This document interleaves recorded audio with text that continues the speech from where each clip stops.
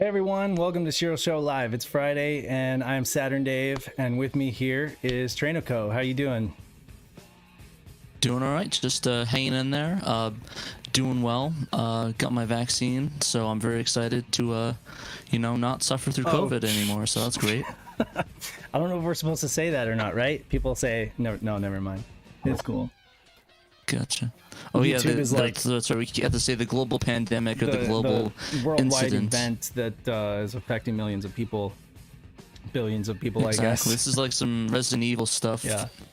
Well, yeah. So same here. Like a day or two ago. So we took care of that. That's good. Now we got Saturn stuff to talk about. So yay. Yeah, we got a new like CRT video wall here. How do you like that? That broke my back moving all of those in here. No, I'm just kidding. I'm just messing around. You must be a mess behind there. Did you do any cable management or just threw it to the floor and be like? It is so squirrely back there. It's just a huge nest of wires and cables and all sorts of stuff. You one of those guys who just sets it and just like throws her stuff like, oh, I'm good. That's right. That's good. It's running. No, by. actually, to be completely honest with you, cable management is like the bane of my existence. I would cable manage everything if I could, but sometimes you are like just trying to jury rig stuff to make sure that it like works, and it's those times that I just have anxiety attacks over like all the cable stuff, especially in setups. I think my issue though is that. Yeah, I think my issue is though that I move things so often. Yeah. I'm just removing all of it anyways. Yeah. So it's like. Yeah. It's never. Yeah, exactly. Things are very ad hoc, touch and go. You're like moving things around to try to like. I mean, because we're always doing new stuff, you know. We're always like on to the next thing, and it's like, okay, so this is my temporary setup, and there's just wires going everywhere. But yeah, for the most part, I do prefer things to be nice, neat, and orderly. So while we're at it, do we have Nick in the chat with us? Yes. Hello. Unless you can't hear me. Yes, we can. We can hear you. I can't hear him. I'm just joking. Oh, great. We have got. Yeah, I'm the voice of God today. Yeah, the voice of God has joined us. Has come down upon high. Nick Pandemonium. If you may not be familiar, he runs a channel called Pandemonium Reviews Every US Saturn Game, and he is also a SHIRO. And we are glad to have him on the show today because he wrote some articles and he also has things to say about the weekly news, and so we're glad to have him. Anyway, yeah. Let's go ahead, since we have a lot to talk about. We'll go ahead and load up the browser here. Load it up.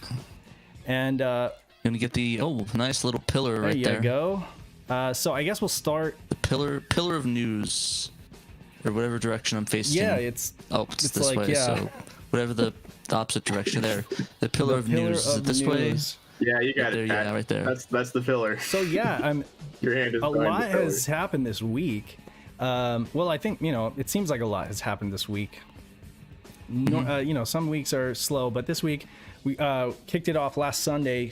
Trekkie's dropped a new patch for Grandia, and I guess this is the release candidate still. So this is 9.3. But it basically fixes some spelling and grammar. There's just some subtle corrections with the FMV on disc 2. And then there's some kind of experimental fix to change the priority of the compass so that it doesn't obscure the text boxes. So that's interesting. Working on some VDP stuff going on there. He still hasn't called it final or anything. He hasn't like put his like final stamp like on it. But from this point on, it's literally just going to be tiny little things that get reported. So it remains to be seen when that's going to happen, when he's going to, say, okay, this is it. This is the last one. But it'll be soon. I have a feeling. Yeah. And of course, this uses Night of Dragons patcher. So that's awesome because I think the hope is to move towards that patcher for like all the projects. Yeah, standardize it and just make it the de facto Saturn game patcher, which will be awesome. So yeah, because remember when we had to do it first, we had to like rip these CDs and then we had to like patch it in a certain way, and it was like a 12-step process that sometimes would work, sometimes absolutely wouldn't. Yeah, you had to do like ISO and wave or something like that, and then or BinQ, then you had to take it into ISO Buster. You had to do all this stuff. So of course this is going to be a lot easier. So shouts to Night of Dragon. And shouts to Shouts Trekkie, of out. course. Thanks, buddy. Because without Trekkie, we wouldn't have this awesome playable version of Grandia on the Saturn, which a lot of people believe is the definitive version. Nice. So yeah, we also celebrated 25 years of Panzer Dragoon's Vi. Do you have any experience with this game, Pat? A little bit. I think this actually was the first Panzer Dragoon game I played. Was it? Weirdly enough. Yeah. Yeah, I don't know what happened, but basically I remember playing it first, and I really liked the differences between the first. It feels like more like a breath of fresh air and more, I guess more options to do things. I don't know. I Yeah. kind of like the walking stages were pretty fun. It was a big jump. I especially like the branching paths you can take, which you couldn't do that in the first Panzer. No. It was very much a straight shot, but this one had like different like paths for certain levels. Most people would probably notice it first in the second level when you walk to the left canyon, and then in the part where your little baby dragon jumps off the cliff, it flies instead of falls Little to the baby. ground. Exactly. Well, and then your little baby dragon learns to fly, and then like this majestic music plays, and it's fantastic. Yeah. Some of those later levels in 2 in Zwei get really difficult too. This is a tough game. It's very fun though. This is definitely one of the best games on the console. It's kind of funny. It reminds me a lot of Star Fox 2 in a way, like how they evolved from like just the flying stuff, and then they had like the robot chicken legs. Yep. And they had the similar thing with Zwei. You're talking like Star Fox 2, like the unreleased Super Nintendo the one, SNES right? one, yeah. Yeah. I agree. Those are the best Star Fox games. I mean, the SNES ones were the best. Definitely it has a lot of Star Fox, vibes going on, but of course, I think it even takes the genre even further than the Star Fox did for like the rail shooting stuff. And right, this is obviously way I mean, cooler. what stuck with me as a young teen playing this game is that I did play the first one, and I mean that was cool, and it was a drag and everything. I was interested in how much they fleshed out the story here, and how you're basically a kid from a small village, and your dragon is actually like a herd animal, right? It's like a pack animal called a kulia.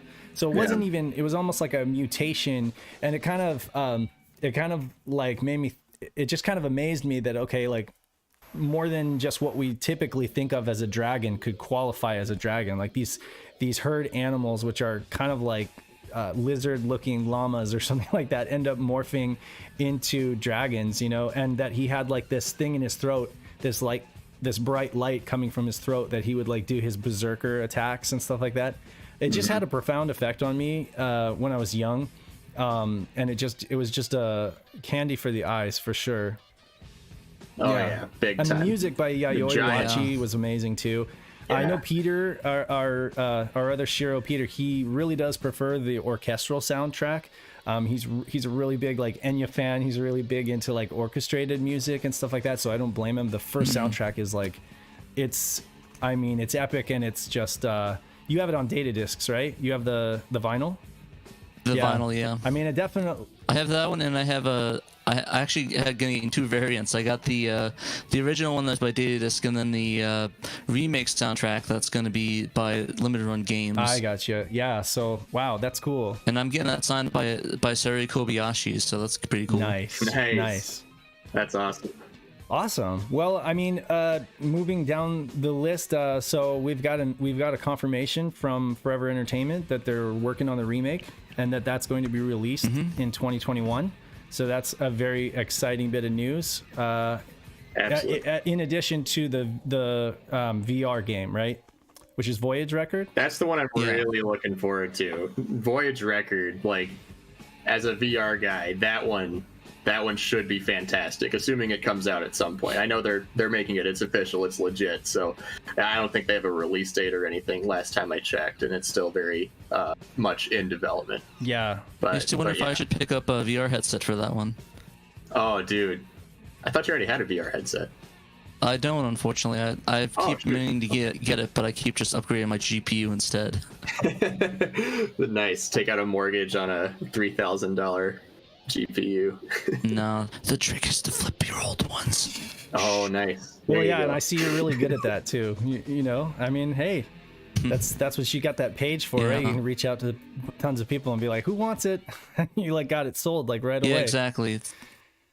Yeah, And, I put an offer up. I guess for people that don't know, I sold a 1080 on OfferUp. It technically was my friend's, but I put it up. I went to bed and I had 37 messages Really? for it. Wow.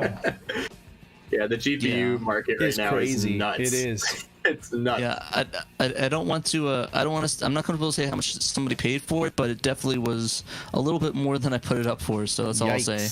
All right. Like if you've got a 10 series and above and it's used, you could probably sell it for more than however much you paid for it new 5 years ago. Like it's the market for GPUs right now is just nuts. So it's not. But I'm mostly selling my other GPUs. Like I got the 3080 and I got rid of my 3070. I just gave it to my roommate at MSRP. Congrats, dude. That's good. That's good.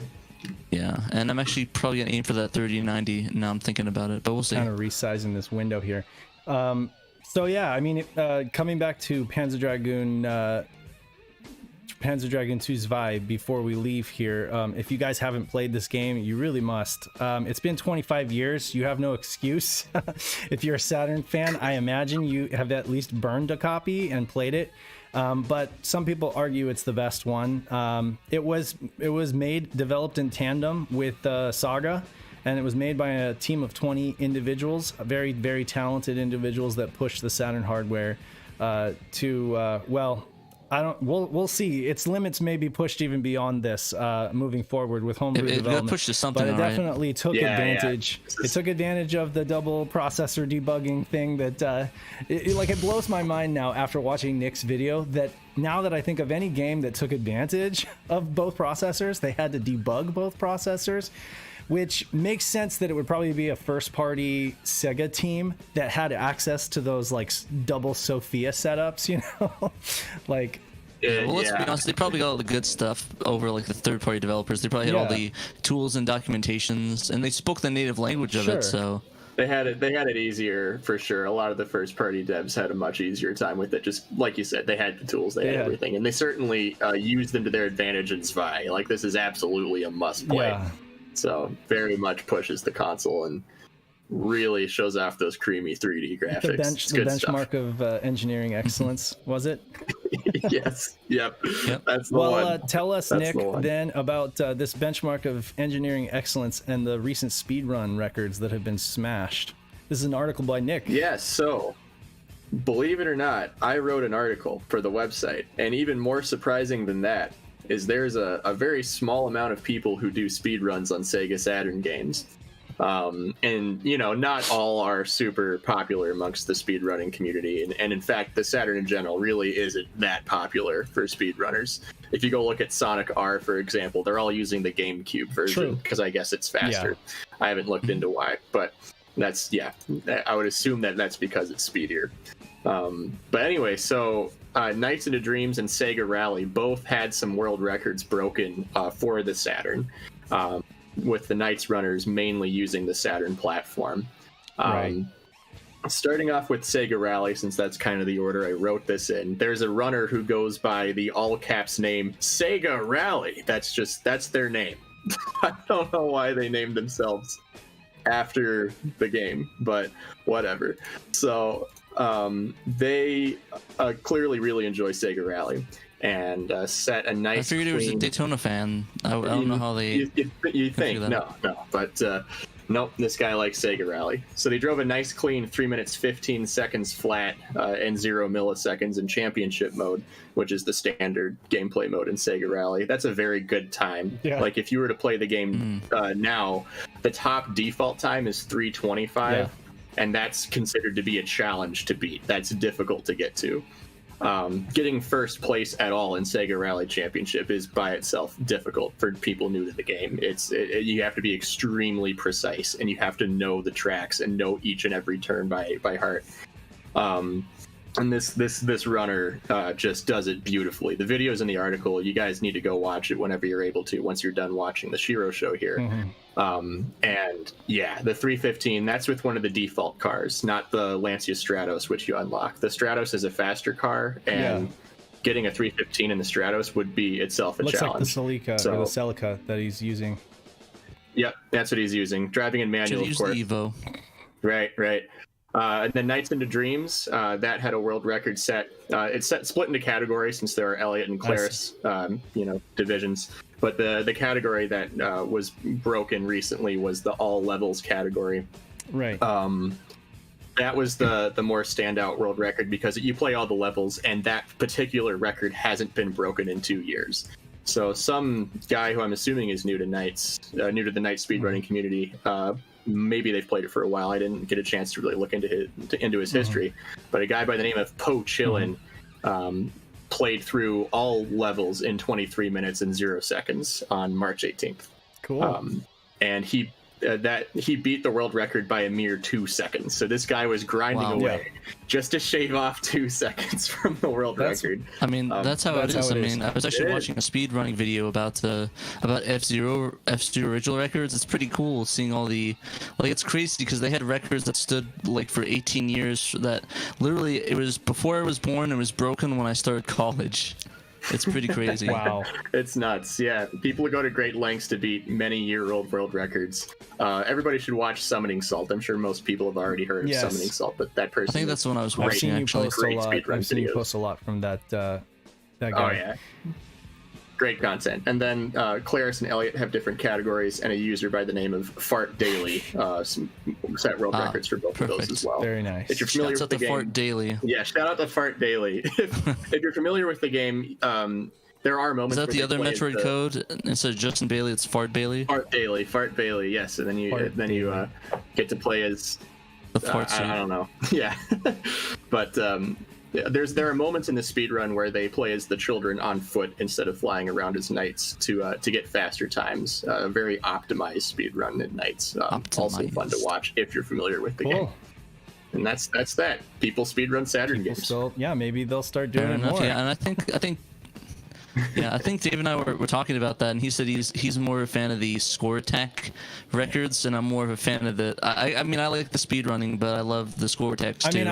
The score attacks probably take a little more time and definitely more time to do in general, but that's definitely a more. Well, they take, in my opinion, they take a lot more time. I would say they take exponentially more time because the whole point is to spend as much time as you possibly can running down the clock. Right. So I mean. And I love a good speed run. In fact, I love Resident Evil speed runs. I love, I am a fan of speed runs in general, but speedrunning Nights to me is kind of like speedrunning sex. Like you can do it, you can finish early if you want to. Oh my gosh, we're gonna get to flag, Dave. Thanks. Sure we are. No, this video is not for kids. No, but so that's just I missed the point because I'm just like, okay, well, like why would you want to do that? But no, I mean there's always somebody out there who's gonna speedrun a game. I saw somebody speedrunning Lunacy. You know what I'm saying? So I mean, yeah, there's always a speedrunner out there that is speedrunning something, and even recently I saw somebody speedrunning something with a blindfold on. So like the speedrunning community is alive and well, and I'm glad that that folks are giving the Saturn the love and the time of day. Right. It's good. Knights is certainly not, like you said, it's definitely not built for speedrunning. Sega Rally obviously is more of a speed-based game, and the time set on that recently have been extremely impressive. Now that somebody's thrown down, whatever Sega Rally is, they're doing a great job. That somebody's thrown down the gauntlet, for Knights, I mean, maybe more people will try to smash that record and keep it going. Perhaps for Christmas, we'll have to for this last Christmas, I did a little fun thing. Simon on the Junkyard, he challenged anybody on the Junkyard to basically get the lowest score possible, and I went ahead and got a 0. I went ahead and lost all of my points and was able to finish going Christmas Nights with 0. So it is possible. Oh, wow. Yeah, you basically just have to like collect everything and then like stand by the gazebo and let the clock knock you out, and then like hop on and grab the idea and just finish the level. And you can, and then you have to beat Gilwing in the worst way possible, but you can't you have to beat him, but you just have to like run the clock all the way down and then like beat him at the last second, and you will score a 0. So it is possible. Unfortunately, you can't score any less than 0. But today we learned that Saturn Dave is a generous lover. End quote, JR in the chat. Thank you, JR. Well, it's something like that. Can we get was it the Michael George Michael song? The sax? Michael. Nice. Yeah, did you get that playing? Have you guys tried satiator rings yet? You guys both have satiators. No. Okay. No. I actually did. Good. What did you think? Yeah, I had some issues with it, but I got it running. You had issues with it. Yeah, so I was confused. I wasn't sure. How do you get it to? I guess we'll go through the article and ask it afterwards, though. And I'm going to show it off to you guys too in the game stream, so you guys will be able to see how it works. But basically, and I posted this up when version 4 came out, and then like within minutes or within an hour of posting the article, I found out, okay, version 4.1 has come out, and he is actually just like working away at like trying to like make this thing as smooth as possible. So basically, what you can do here, you can go to his site. In fact, if I click through, I'm not sure that it's going to keep our browser window available. So feel free to click through to the site. The original link is right here. If you want to download the wares directly from his site, but there are links in this article. You can download his little configuration pack that comes with the themes. It comes with the rings ISO itself and the folders that you need that it accesses on your SD root, but it also comes with a little configurator thing. And so what you can do with the configurator, you open that up and it says, it basically says, go ahead and point to the folder where your games are. So you do that, and then it brings up all of your games, and it has a Google search function where you can literally search for game images, and it will resize them and apply them to your SD card automatically like that. It makes them so small that they actually load like instantaneously when you're going down the list. And I'm going to show you guys this. I will show you. It's crazy. It's crazy. Yeah. It works great. It like loads so fast. It's like it's not even a thing. It's like boom, boom, boom, boom, boom. Yeah. No lag. Images on the side. And he gives you the opportunity to create your own themes. So I created a SHIRO show theme, which I'm going to show you guys during the game stream. So stick around for that. It's really cool. And we have to share out the config information for that. I will. That. Yeah, I will. We'll make sure you guys get it. And maybe we'll even do a video. I won't be able to do that right now, but we can probably follow this up with a little video tutorial showing you guys how this works. It's not hard at all. You guys can create your own little bouncing images and apply them to your folders. You can apply them to your games. You can completely have this thing just done up the way that you want to. And if you have an action replay and you use his patch, he has an AR patch here. You go ahead and patch your action replay. There's an option then to have your Saturn boot directly into the rings menu. And it also gives you the opportunity to do the, the start plus XY, or start plus ABC to basically soft reset back into rings. But you need an action replay that has been patched to do that. Otherwise, you're just, standing up and resetting the console, Yeah, I was actually going to ask that. Is there a way to make that the default menu, or do you actually have to patch your action replay to do that? Right now, okay, so Professor Abrasive, he made the menu open source so that folks could do this. Now, if he decides to adopt something like Satiator Rings as the de facto menu, there is a chance that he could release a firmware version and a menu version that will just make it the de facto menu. But for right now, it's basically like a separate menu that you need to have an action replay plugged in that has been patched to basically auto boot right into rings. But as it is right now, it actually makes me wonder if you can actually just rename the menu, the menu.bin to this, and maybe it'll just load this one automatically. You try that, Pat, and let me know how it goes. Because menu.bin is menu.bin, and this is satiatorrings.iso. So first you'd have to convert it into a bin, and then you'd have to call it menu, and you could try. I was curious about the same thing, so if you want to try it and report back to me, then let me know if that works or if it completely destroys your system. But yeah, if my Saturn's on fire, you know what happened. Exactly. Yeah. It worked. I haven't tried this out myself, but as a satiator owner, I'm gonna have to give it a whirl. And here's my thing. I'm thrilled. I'm thrilled that this is a thing that exists, that people are making nice menus. And a lot of people complained about the default menu of the satiator looking a little too dull. But here's my hot take. Go ahead.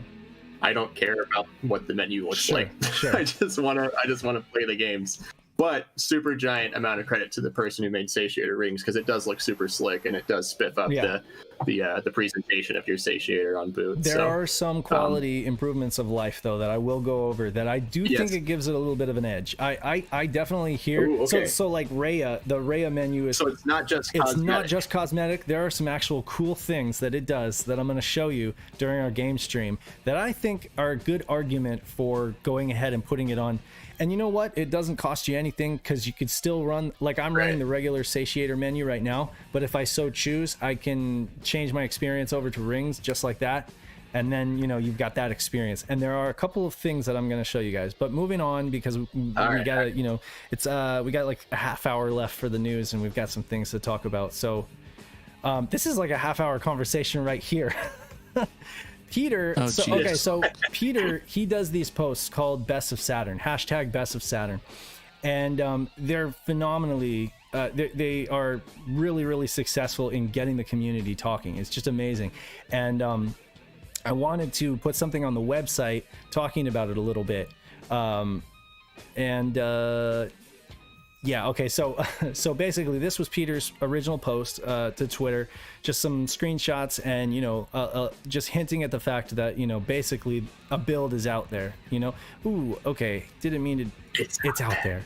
I was about to say that. I was like, I didn't mean to, like, actually click through, but that's Twitter for you. So, anyway, yeah, what do you guys think about this this old test build footage that we've all seen like a million times, but like in 20 years, nobody has come forward and just said, I have this, you know? I mean, yeah. There are so many unreleased Saturn games and early builds that have in recent years been coming to light. Right. And the first thing that pops in my head, obviously, is the Star Wars Rebel Strikes game. Like, no one really knew that game existed. Maybe a few people knew, but that didn't really, like, that just came out someday. And people were like, whoa, like one day, hey, there's a Star Wars game. Here's video of it. We almost made it. Right. And then they the bill for about the World Play, like, not too long after. The build of Shenmue on the Saturn had to have been made at some point, and it has to be out there. Right. It has to be. And the thing is that we don't even know how much is done because there's no audio that we've heard from Well, it. wait a second. Right. So we do actually. So I wrote up this little article, okay? In 2014, Yu Suzuki himself, he did a keynote at the GDC conference, right? And he talked about Shenmue post-mortem, right? And what he did was he gave us this nice little PowerPoint presentation. You guys can watch it right here. I linked a YouTube video to it. But he goes slide through slide talking in a linear fashion about how the thing was made, right? And this is what we can conclude based on information that he has given, that in 1993 he took a trip to China to research VF2, right? And he was getting like fighting styles, and he was capturing photographic assets and stuff like that. And at the same time, he was really inspired to create like an RPG style game that broke with convention. Like Nick was saying, that was kind of Yu Suzuki's thing. He always was trying to break the convention of what was being done, you know, or what was accepted as like standard gameplay design. And then in 1995, he wrote the story The Old Man and the Peach Tree, which was just like a proof of concept kind of thing that he had a small team create a demo for, to see what the Saturn could do, what a stock Saturn could do. And it tested camera angles, it tested dialogues, it tested character movement, stuff like that. Here's a slide showing you that information. He was satisfied with the concept and decided that he wanted to move forward with it. So late summer 96, RPG Project began development after AM2 completed Virtua Fighter 3. Okay, so the project was assigned with the codename Guppy. Now this is the really interesting point. He does even talk about, and I mean, I'll show you the slide where he talks about transitioning. Right here, over to the left here, you can see that the codename was Guppy, and then it became Berkeley once the new hardware came out. They gave Yu Suzuki's project the codename Guppy. But then in this 60th anniversary Sega video that was just released this year, you got them talking about the fact that Dural, which was supposed to be the Saturn's successor, some type of Saturn successor, was Dural, and that was kind of like a really generic code name. But you had Sega of America raising their hand and saying, okay, we have contacts with Lockheed Martin.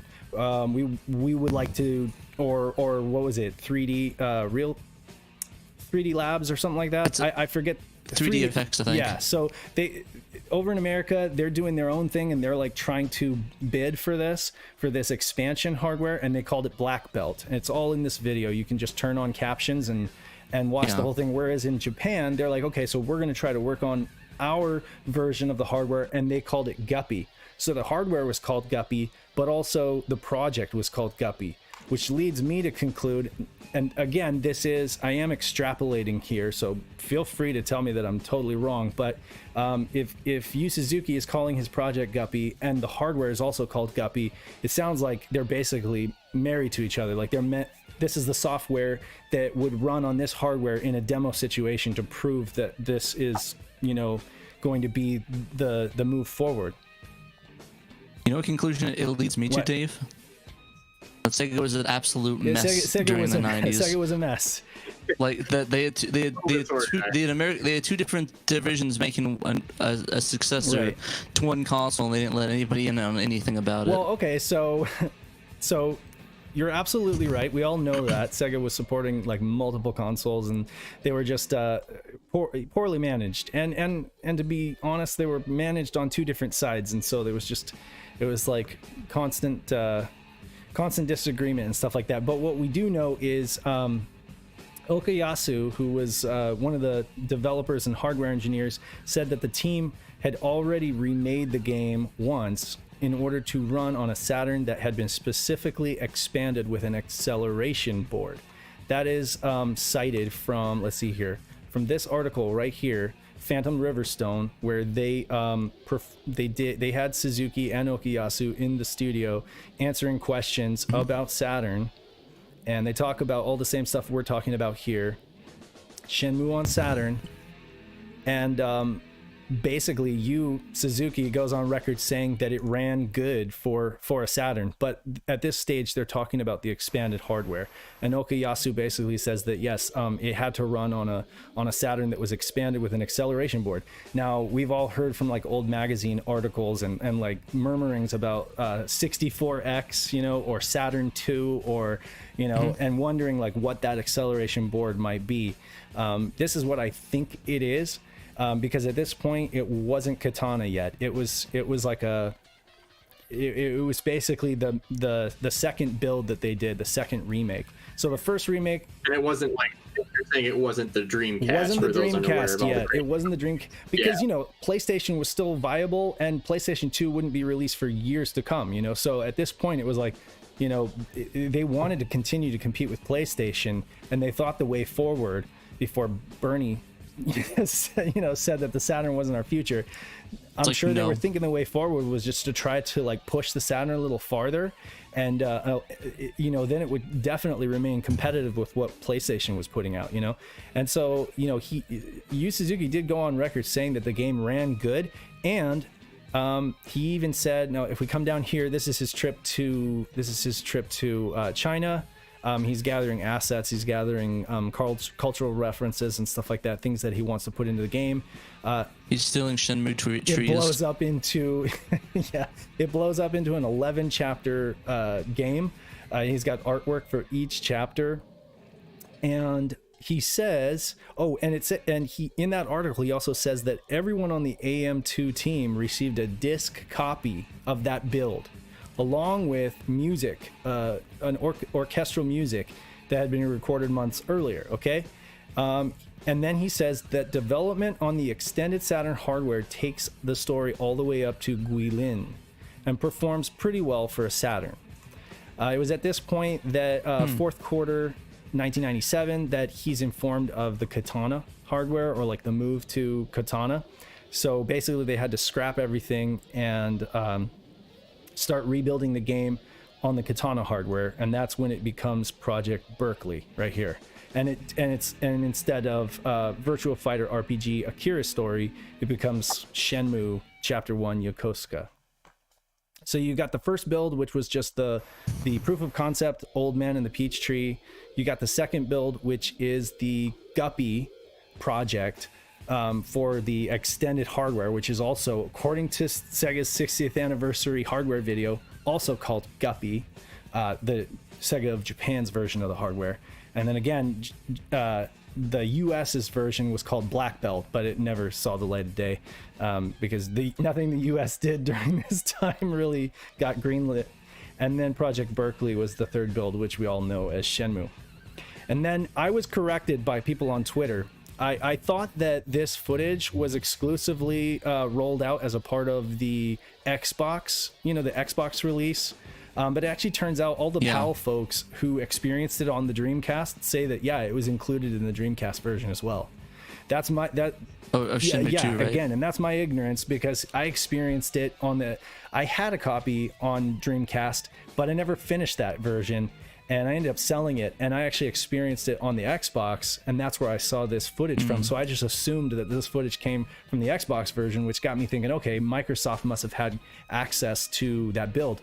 But actually, it was included in 2001 release of Shenmue 2 on the Dreamcast, which means that at least as of 2001, 20 years ago, Sega had a copy of the build and the hardware to play it on in order to capture that footage for the extended features. So what has happened? It's somewhere. It's somewhere in the As Saturn Memories accurately pointed out in the chat, the Japanese prototypes do not get publicized nearly as often as the Western stuff. Yes, because the different cultural stuff. Absolutely. They just don't leak stuff like that nearly as often. Suzuki-san must own a copy. I figure he gave one to all the AM2 people. He must own a copy. He can't not have it. But he's not bragging about it. It's and maybe he doesn't even realize that it's something that we're all drooling over. But I mean, Yeah, I don't think we're ever going to see the light of day of that. We may not. Now, we have a mutual friend who I'm not going to name here just to keep his privacy, and I trust this guy. I really do. And he's come to me and said that he knows somebody who claimed to have a copy and even showed him some proof in a over live video. And he was just like, Dave, you got to believe me. I'm not this is, and he's been looking for this guy, but this guy vanished on Facebook or on whatever forum he saw him on. And then the other day when Peter posts this Twitter post, some dude on Facebook claims to have some kind of a build of one of the buildings in Kowloon. And Peter was like, do tell, tell me more. And the guy's like, oh yeah, I'm using it as a coaster on my coffee table. And I'm just like, yeah, right. Yeah. I will believe it when I see it. So Sure. If you guys are watching this and one of you guys happens to have any kind of build, any kind of anything, it doesn't matter if it runs at 5 frames per second, if you have anything and you can prove it, do it, because otherwise, I'm taking it with a grain of salt. Use it as frisbee if I get my way. I would love folks to comment and speculate on this. To me, this was the biggest revelation of doing this research is that they clearly refer to the hardware as Guppy, but Suzuki clearly refers to the project as Guppy. And then when it changes names, it changes to Berkeley, not Katana, right? So it's Guppy was definitely the name of the project or the code name of the project, and then it became Project Berkeley on the Katana hardware. But anyway, I do encourage folks to watch this video as it's really, really enlightening, and it does have English subs. So, anything else you guys want to talk about Shenmue while we're at it? I guess in terms of how I always separate it is on the Saturn, I always refer to it as Akira Story RPG. Sure. Virtua Fighter RPG. And you're not wrong, because as of so the only reason I think that people are doing that is because of this image right here, this Saturn Shenmue Saturn version that you got in that test build video, because you're absolutely right, Pat, that at the point that it changed hardware over to Berkeley, over to Katana, that's the point at which it was named Shenmue. So for the entire time, that it was on the Saturn, it was Virtua Fighter RPG Akira Story. It makes you wonder, though. I wonder if it was going to be a series of games where it's like each one is following one character's storyline, and it just turned to, you know what? Why don't we focus on Akira's, let's make him a whole new character. Right. Well, I mean, again, like how that's kind of what I was thinking about too. It's like, okay, there's a lot of characters in Virtua Fighter. I mean, when you're talking about like an 11 chapter game, you know, I mean, and then you know, maybe the story just kind of changed directions enough that they were just like, we need to break away from Virtua Fighter in order to be able to tell this story without, because wasn't Dural Akira's mother, and Dural was like this silver robot looking chick? I think Dural was Kage's mother. Kage. If memory serves, No, you're right. That's going on strictly head memory. I think you are don't correct. remember. Yeah, Kage is the ninja, right? Yeah. No, you are correct. And I guess I don't know who's Akira's dad. The dude in like Suzuki? Virtua Fighter. I don't remember. At this point, I cannot remember. Somebody's got to correct me in the comments. Hang on. I can look this But up. I mean, but anyway, yeah. So it did change, and we got Ryo instead of Akira, and it was probably for the better because, you know, that way it wasn't. That series is dead. Virtua Fighter is dead. I mean, you know, it made sense. They were trying to capitalize on a very popular franchise at the time, but at the same time, like trying to tell a completely original narrative of this like you know, struggle to avenge his father and everything like that. I think that it was easier to just create a brand new character, and that way they wouldn't be tied to, you know, I don't know, fans being unhappy that, you know, one thing or another got changed, you know, in the process. Yeah, I do like your timeline. You didn't include Shenmue 3 in there. I did not include. Well, yeah, I didn't include Shenmue 3. I guess it wasn't relevant to the story you were telling, but still. So Akira doesn't canonically. I mean, he's probably got a dad canonically, but it's not like a known character. And then Saturn Memories pointed this out too. In lore, there's many references to his grandfather, who doesn't seem to be named. Right. So, and then another fun fact in the chat: Lau is the father of Pi, both playable fighters in Virtua. Cool. Yeah, so I mean, really, Interesting. I hope if there's any point to Peter posting this or me writing this up, really, it's more than anything, it's just to put this out there into the digital ether. The ball rolling on this guy. It's people And talking. get people which is talking, and great. hopefully somebody will be like, yeah, fine, I will come forward and admit that, you know, I have a working copy of this. Probably won't. Suzuki's like, okay, fine, here.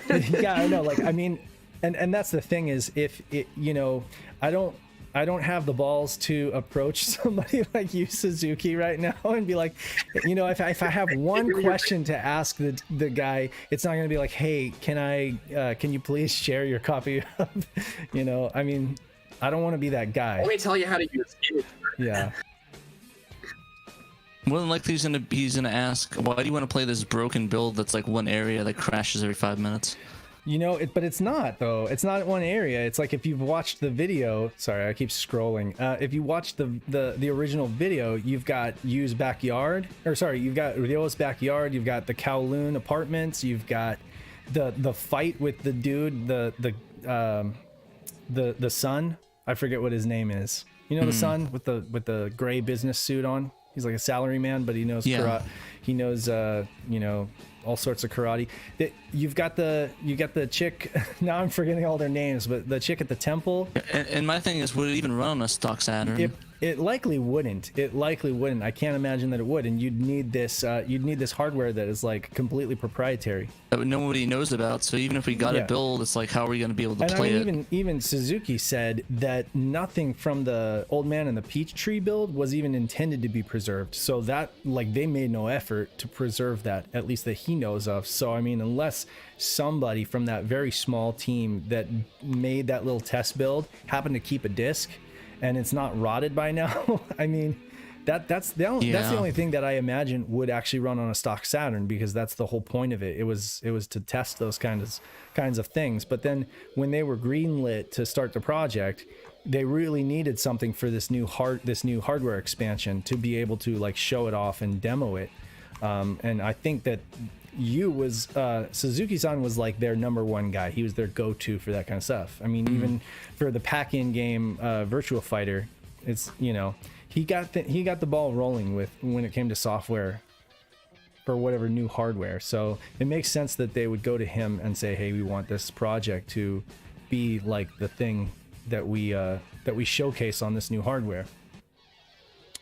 But yeah, anybody following along want to correct me, by all means, please do, because I don't know everything. I'm only literally just following along really closely and taking notes and trying to extrapolate information from what we are told directly from the source. So yeah, it's like, because what I want is for us to have a greater understanding of like the whole timeline of like Black Belt and Guppy and where it all fits into place, because for years I've just been speculating, and now I feel like it's clearer than it has been. But yeah, well, that's that. Enough about that. Nick, you still with us? go bush in with 3. Oh, I'm still here, Yeah. man. Yeah, that's Shenmue. That's Shenmue Or and Shenmue. Shenmue, baby. Yeah, so just to recap, we have a new patch from Trekkies for Grandia. Go check it out. It's available at Sega Extreme. There is a link that you can click through on our website to get there and download it. 25 years of Panzer Dragoon's 5. Go play that game if you haven't. It's absolutely amazing. Easily one of the top 10 games for the Saturn. Well, it's an older update. The remake of 2 is in the works by the same folks that did the remake of 1. That's supposed to be released later this year. Nice. According Yeah, to but when we get a remake of the most important one, Saga. Saga. Oh yeah. Well, do you guys want to talk about that? So yeah, we were talking about it. Nothing new has come to light, and no licenses have been obtained. So we're in the same position that we were last week. I got blocked by the project's leader. That's a You development. did. Congratulations. Congratulations. Yes. That's Thank you. Yes. yeah. It's an That is accomplishment. an Actually, I just saw the Desert Retro pop in the chat, the live stream room, but he left immediately. Oh man. So if he wants to come in and talk about that in his article, he's more than welcome That's right. to. He wrote an amazing article, which we He should did. have linked. I could actually go. Let me go look at it real quick, because there were some worthy highlights in there. Hang on, I gotta Yeah, find it. I know I tweeted absolutely. it. Here it is. It was a So, whack- Yeah, Wackoid. but if you're still watching Desert Retro, hop in This the is chat. the Wackoid article, right? yeah, but it's written by Desert Retro. Desert Retro is a writer for Wackoid. Yes. I just don't want people to get confused, because there's a couple articles floating out there, and they're not all of the same quality. So right now, basically what's going on with Saga, in a nutshell, there's a group of people that seems to be led by a sort of well-known in the community Twitter user, Panzer Dragoon World. Right. He launched a Patreon for a Zell Resurrection, and is basically saying this is a Panzer Dragoon Saga remake. He does not have a license from Sega, and the Patreon is sort of funding what I guess would become a business pitch to Sega to get a license. But then he also says somewhere in the Patreon and somewhere on his Twitter that it's not a Saga remake because they don't have the license. It's just a Zell Resurrection, because a Zell is not a copyrighted name or whatever. But there's Saga models in the YouTube video that he uses to pitch to Patreon, and a song from Saga in the YouTube video. Right. So it's obviously an attempt to be a Saga remake. Exactly. So Desert Retro's in the chat. Let me. Yeah, let me maybe just, you want to unmute Desert Retro if he's in there, because he can explain this way better than I can, because he put a ton of legwork into researching this fiasco. Yep. Yeah, So- he should be able to talk. Can you unmute Desert Retro? See if you can unmute. If you can, you should be good now. If not, let me know. Perhaps Desert Retro He's is getting his AFK. mic up, so Okay. Okay. Oh, he's getting his mic up. You said? yeah. Sorry for Yeah, that. no delay. worries. But yes, Yeah. so we'll hear Let's go more through from that a him. little bit. But yeah, go check out his article if you haven't. That really does a great job at explaining why this is maybe something you should not fund with money. Right. Yeah. And that's the thing. That's the major thing. It's like if they were not asking for money, we might all roll our eyes. We might all say, okay, well, best of luck, but I don't think people would be nearly as as kind of like against it as they are, because the fact is they're asking for you to fund their efforts, and we all kind of know that a cease and desist is just kind of like looming on the horizon, you know, because it's not, because I mean, Sega is almost obligate to put out a cease and desist, you know, because if they didn't, what would that do? That wouldn't protect their IP, and it would send a bad message to other people who look to, you know, do the same thing with their IPs. Gotcha. He should be able to talk now. There's already two. Cool. There we go. Hey, Desert Retro, how you doing? I'm doing well. Thought I was merely spectating, but now I'm part of the show. Yes. Welcome aboard. You have some insight in what's going on. Tell us about your article and sort of about what you found out. You did a ton of work into digging into this situation, this drama, I guess. So go ahead and tell us what you found out.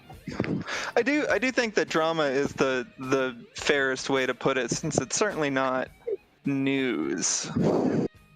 Are we drama alert now?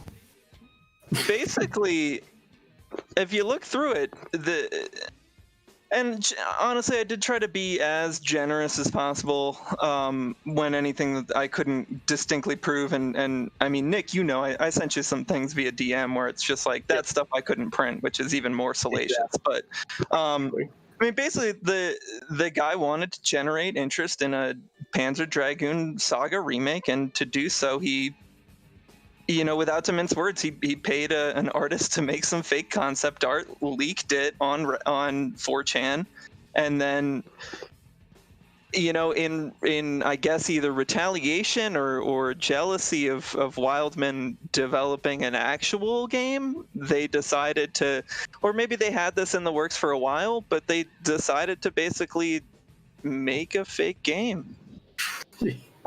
For context, Wildman he's the one behind Panzer Dragoon Voyage Record. Is that right, everybody? The VR Panzer Dragoon game. That's correct. Okay. Yeah, there's some weird feud between the guy behind this, I guess, faux Saga remake and Wildman for whatever reason. Why? Well, it goes back to the Panzer Dragoon remake that Forever Entertainment was making, where Wildman is being in the industry, had an opportunity to play an early build of it, and basically gave criticism that, you know, Nick, you said in your review, and pretty much everyone else said in their review. I think Sega Saturn Gentleman touched on it too. Is that there was just a lot wrong with 1.0 of and you know, this is coming from a Panzer Dragoon super fan here.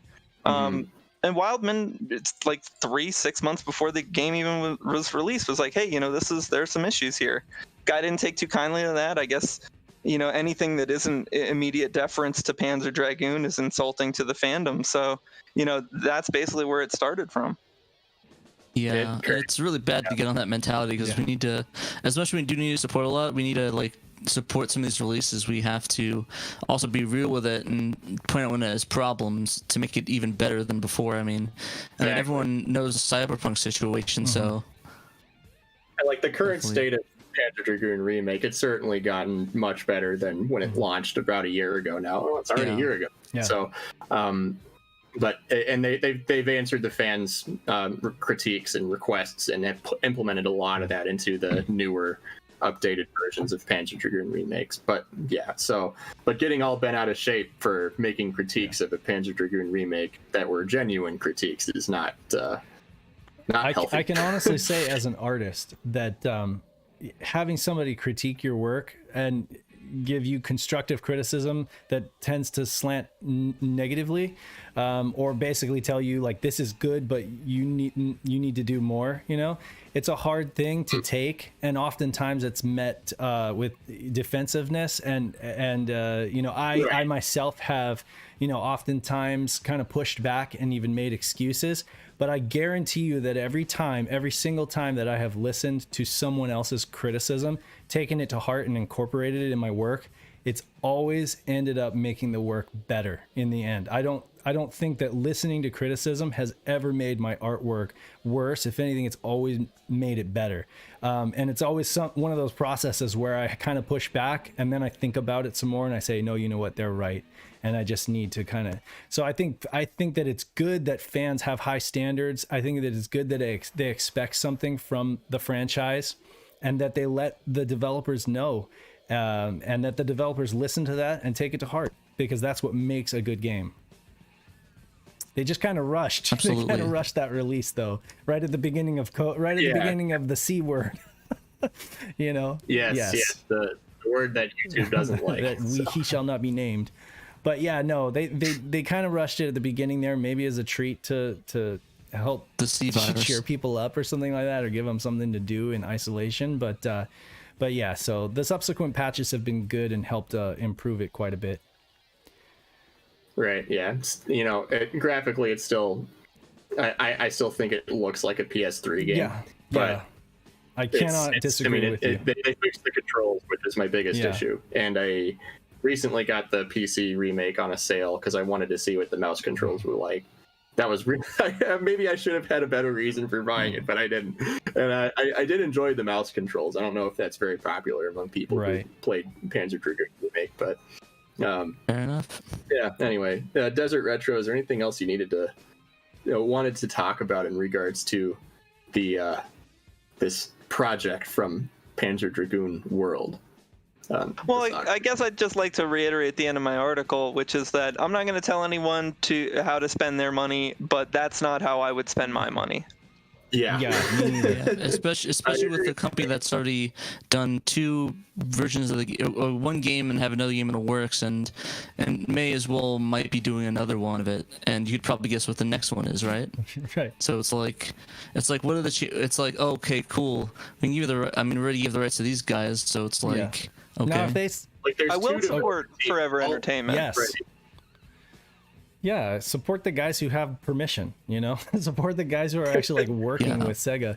I mean, There are 2 development teams who already have licenses to make Panzer Dragoon content, Forever Entertainment and the behind Voyage Record. So why? And Saga's not a when, it's an sorry, it's not an if, it's a when. Yeah, So, at I this mean, if point, you're really waiting for it, Voyage Record's already going to have stuff from Saga incorporated into its game. Like it's. I don't know why they felt the need to rush into this. If projects are out there, if folks are out there wanting to do these kind of projects, and I said this in the Discord chat and I'll say it again, I think what they really need to do is they need to address the public and say, look, we would like to make a pitch video to show to Sega, and we'd like to make it the best thing that we can, to ask permission if we can do this. And they may say yes and they may say no. And people know then that they're just helping fund a pitch video. That's fine, because they're saying, you know, Sega we may show it to them and they still may shut us down, but you're not funding a game, you're funding our ability to pitch this concept to Sega. And who knows, if it's good enough, maybe they'll say yes. That would be a more honest way to go about it, but that's not what they chose to do. So yeah. So, you know, proceed with extreme caution. Yes. And personally, just personal recommendation, maybe think about not proceeding at all. Exactly. Yeah. So that's a definite non endorsement from the SHIRO crew. Yeah. Unfortunately, it is what it is. But yeah. So yeah, I think that wraps up our news. We went a little over the hour. We probably don't need that much time to stream some pinball games, but Pat's gonna go ahead and unmute everybody in the chat. And we're just gonna have a little party. I'm gonna show you guys the rings menu and maybe a couple pinball games. All right, cool. Here we go. Yep. So it should be good to go. Hello, everyone. Hello. How's it going? Yeah. So this is the boring menu, right? The point menu sounded rude. The basic go menu. Ahead and get my controller synced, and it doesn't appear. Oh, there we go. Okay. So yeah. You got the retro bit. I am using a retro bit only because I really do prefer wired, but with this setup and everything like that, I've tripped over it a couple times already. So, and I don't want to like pull my Saturn down from where it is. So yeah, I am going with the retro bit right now.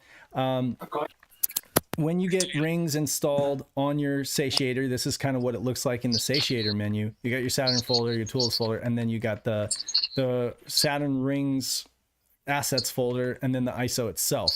So let me go ahead and turn on the game capture. Ooh, toasty.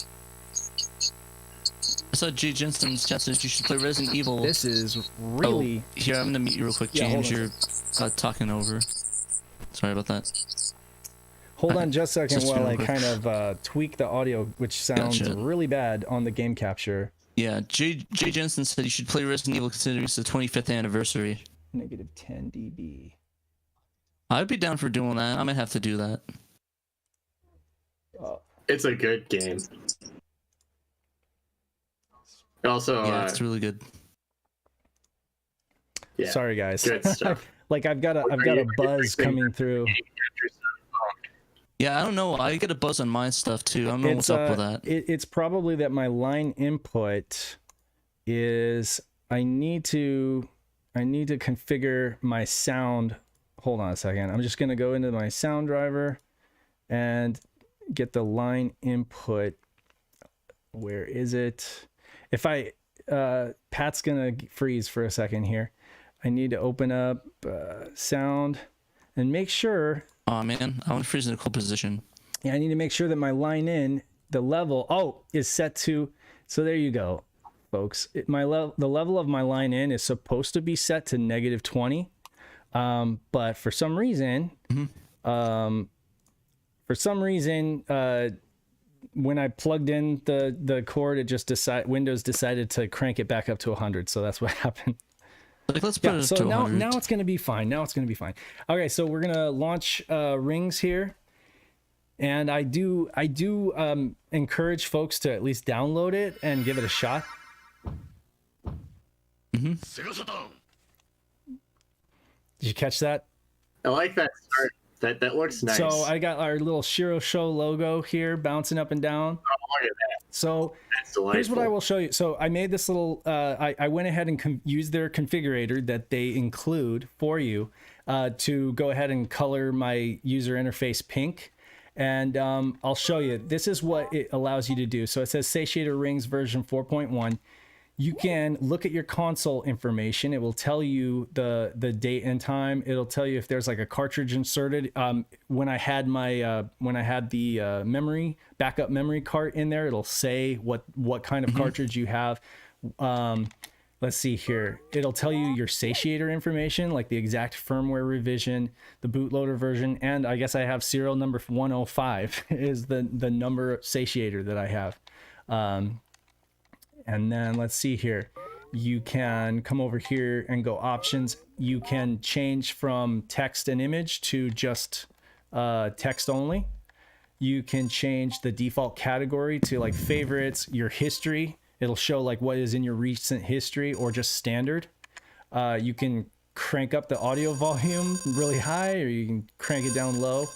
Auto region patch on or off. Basically it has like a file caching thing, and as long as you have that turned on, it does take a little longer when you're booting a game, but then it like remembers that information, like caches some of the information. It helps boot faster and also helps the artwork load. You've got a theme selection here. Here's the default theme, which is just red, like the satiator. You've got a dark theme right here. You got a blue theme, and then we got the SHIRO theme, which I prefer. So that this looks pretty customizable. You put that little SHIRO show image in there. How the heck did you do that? Right. So the configurator, darn it, I lost Pat. I don't know what just happened. I lost Pat. Oh, rip. Oh, no, sorry about that. I'm just gonna be right back and go to the bathroom. Okay, Pat's going to the bathroom. So No, we have no this bathroom little break. SHIRO screen here. How I added it was Get a also jar. very easy. I'll just do this. So how I added it was very easy. They give you a little configurator exe. You open that up. You point to the folder where the different root folders are.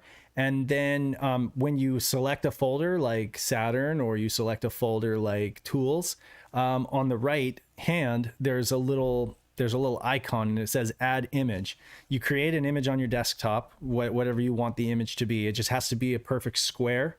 So use the SHIRO logo, for example, and just make the background white to match the background of the user interface. And just make sure that it's a perfect square. It doesn't matter what size it is, because as soon as you hit add image, Sure. the configurator will resize it to the perfect size to So you don't have to like make an image a very You do not, specific you do pixel not by have to pixel do that. thing. His application is Okay. going to do all the work for you. So that's really cool. It just has to be a square. It just has to be a square. Must be square shaped. Well, no, Okay. it doesn't have to be a square. It's just that if you don't make it a square, it like warps. It'll make it a square distort for and you. warp your image. Yeah. So Yeah. if you have kind of like let's say you have something like our SHIRO logo, which is a rectangle, it'll like go like that and like stretch it upwards. So instead, just create like a white square with the SHIRO logo at the bottom, and then it'll like bounce that up and down, and nobody sees the white. You know, at least that's how it's working right now. So it doesn't have support for like transparents, like PNGs. It'll just make the background black or something like that. But yeah, it's a cool little Okay. feature, and I will say this: I just locked up my it just locked up on me, but it could be my controller. So I'm just gonna Whoops. All right. gonna reboot here. You broke I it. broke it. Yeah. No, I mean, who knows? He's Dang working on it constantly. So that's the first time it's ever locked up on me. But we'll see. Anyway, again, it just could be the satiator often does not like my wireless controllers. Not gonna lie. I don't think the satiator really likes you, The satiator given doesn't- your history. with Okay, well, it. I do want to go on record, though, for everyone who has heard me say even seemingly negative things, or I have really been smooth sailing since I formatted to FAT32, which I That's good. realize is like a facepalm moment because a lot of people just did that from the get-go because they. Hold up. What game are we playing? What game are we playing? We're gonna try some Hyper 3D Pinball, and then we might even try some Q Kentai Fantastic Pinball. Which one Okay. do you want me to do first, since you're gonna be here for only a limited time? Well, let's see. Fantastic Pinball. Yeah. That's got a cooler Yeah, name. So let's go with that. It does. So let's boot that up and show folks what that's all about. Is it a better game? Perhaps we may find out. It's Technosoft. I mean, they don't Oh, make okay. like terrible games. Yeah. They don't mess around every time. Yeah, All it's right. got a nice little. Oh, thunder. Yeah, I mean, like this game is. Don't want me to just slide I back will say in. this game's more style over substance, but I mean it's got a pretty good Sure. it's got a pretty good pinball gameplay going on. It's one of those ones that scrolls up and down, which I find hard. I like it when they show you like the whole board, okay. or they show you the whole table in one screen. But yeah, There are some pinball video games where the scrolling thing isn't too bad. Like I think Pokemon Pinball on the Game Boy did that pretty well. yeah. But I actually love Most Pokemon of the Pinball. So time. this says most of the time it's Yeah. it can be problematic. It's better to have it all on one screen if you can, but Yeah, It's sometimes like the personal Game Boy, you don't have the preference, option. this is Gameu Pure Gameplay, and this is Go play the game. Suru. I don't know what that is actually. Probably like options. Anyway, I'll just go gameplay. He said that you're out of sync with the video. I'm out of sync. Apparently, that's what Trekkie Oh, said. dang it.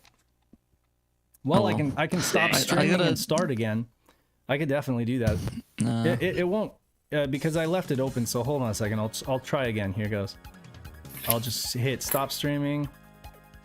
And I'll say yes. If you're ever on the lookout for another great Sega pinball game, there was one on the Mega Drive. I don't know if it released in the United States, called Psycho Pinball. Absolutely fantastic. Psycho by Pinball. Codemasters. Psycho Pinball. I'm gonna have to remember that. I'm gonna look it up right now. So who was assigned this game for the podcast? Because somebody was actually assigned to play this. I can go check right As now. their I'm game. gonna go take a look. I actually don't even know what I'm assigned to. Okay, so you hold. I know I'm I'm just assigned gonna play to. all of them. You hold it down. Yeah, I'm gonna play them all regardless. But I mean, I'm assigned to like talk about one or another. I do have to say this is probably the prettiest Oh, pinball easily. that we gonna play. All right, so this is the one we don't have. There are more pinball games than there are us, and this is the one where we said obscure pinball games. So everyone? Oh, I question guess mark? so. Yeah. So I guess this is all of our pinball games. Fair enough. Yeah, Ooh. and man, oh man, does this look It Japanese? does. I like the My succubus on the corner in the purple. Yeah, so I don't know if I'm out of sync now. I did stop the stream and restart it, but if I'm out of sync, I do apologize, folks. It's gonna be some problem with my NVIDIA NVENC encoder and YouTube or whatever. I don't know. Anyway, so this is cool. Yeah. You actually do have control over how far you launch the ball by holding down, and then. Oh, I gotta go. Hold on. Oh, that's nice. Yeah, so that's cool. Pat keeps leaving. It's cool. Okay, so there's like another thing of pinball up there. There's like another table. Yes. Up on the top. I noticed that the boobies bounce when you hit her. Oh, geez. So, Of course they do. Nick, That's don't great. let your wife see you playing this. Oh, she No, won't I know care. I know she won't care. Totally joking. Mrs. Pandemonium would be totally okay. My wife wouldn't care either, but she definitely would be like, "What the hell are you playing?" She'd be like, "What is this?" That's definitely a very much a Nippon pinball game, that's for sure. Nippon, I love it. I love. So how many tables are in this little column of tables? Do you know? Is it like, is it just the 3, or does it like go way the heck up there? That's a good question. I haven't been that high up, but it looks like. Let's try this green monster guy. I don't know what the difference is because honestly, my Japanese is so rusty. You know what? I like how there is. What is it? Okay, so here's what I do remember. I have played this before, and I do remember you can get up to like a heaven area. So this is like the hell area, and you can actually get all the way up to like a heaven area. I was gonna say that I saw that angel like toward the top, so it looked like, it looked like that was the theme, and then your ball sinks into the lava pits of hell once you once you die. I shouldn't say die because it's pinball, but I don't know. I like how Pat's mic is just keeping us company over there. It's just there, yeah. Mm-hmm. All right, so Cameron says it's 1 3-tier table. Yeah, okay. With some separate mini games. So, there you go. Thank you, Cameron. Yeah, thank you. What is over here? I'm just gonna check anyway. Okay, so this is all your data and stuff like that. Got it. What's this? Oh, there was something Saturn Memory said earlier in the chat that I didn't get a chance to respond to. But yeah, a Saga remake is definitely not like guaranteed, and I think you're very much correct in saying that. Yeah. But they're certainly going down that path on the gradually making it their way to Saga, and maybe it wouldn't be Forever Entertainment, maybe it wouldn't be Wildman, maybe it's some other guy, or maybe it just won't happen. So you never know. Time will tell. What was the studio that did a remake of Shadow of the Colossus? Was that like Studio Blue or something? Of what? Your mic cut out briefly. Shadow of the Colossus. There was a remake done by like Studio Blue, or I forget what the name of the studio was, but it was like a literal remake, right? Without source code. They kind of just like. I've played the original, but I'm not familiar with the development. But it did well. So. You know, it was received well, and people felt like they did it justice. Having completely like remade the assets and the game engine and everything like that. So it can be done, you know. It's definitely not one of those things where people, I'm kind of tired of hearing people say that it's all down to like the source code being lost, because again, like if Sega really wanted, you can make a remake without the source code. If they can do Virtua Racing without the source code in 1995, right? Yes. you can definitely do Saga. I don't even think the source code would be very helpful personally. Right. Maybe if you're really trying to do 1-to-1. And a good example, if anyone's played the Spyro games, the original trilogy was remade, as many may know, the Spyro Reignited trilogy, and they used source material to make it so that the gems and all the items are in the exact same spots within the levels, but they didn't necessarily use it for for everything in the game. But they used it to, you're finally in the third tier. Oh, you made it to heaven. Now you're back in purgatory, back on Earth. So what I missed, I just heard you went to heaven and now you're in purgatory. Yeah. Okay, so this is a 3-tier pinball. There are 3 pinball tables here, and right now he's in heaven. And your favorite succubus lady, she's obviously in hell. Right. Which maybe that's where you want to be, depending on your views. So is it the good suck or the bad suck? You never know. Be the one to say. Dave did find out that if the ball, you just saw it there. Once the ball hits the succubus, she jiggles. Yeah, she jiggles. So you don't want your balls touching the succubus. Speak for yourself. You might. It might give you points, both in the game and emotionally. You never know. Or maybe you're just not into that, and you're just like, you know what? Give me the points. Oh goodness, this looks like a mini game. Too much This for their looks like balls. a satiator. Oh hey, this looks like a kerfuffle. Satiation. We got the Saturn got too excited. We hit the succubus too much and it gave us the bad suck. It sure did. The Saturn said too horny. I am going to Too horny for me. Stop. make that a little smaller. Actually, I have a couple questions in the chat while we're getting this ready. So the first one that Atomic Cobast, P.S. Hey Pat, what's your latest Saturn pickup? I got the Saturn Racing Group for 25 quid, roughly $30. Actually, the last thing I really picked up was a satiator, and if you don't count that, I guess Magic Knight Rare Earth. I don't really buy a lot of Saturn stuff, to be honest. But there actually is technically a Saturn thing. It's a Dreamcast thing. It's the Fantasy Star standee I posted up. I don't think I posted it in the SHIRO stuff, did I? I don't recall. Gotcha. Let me go get that real quick. Hold on. Sure. Let's do we want to try that again? So I popped in, I pushed in, I took out the card and put it back in, I guess. I don't know. Okay.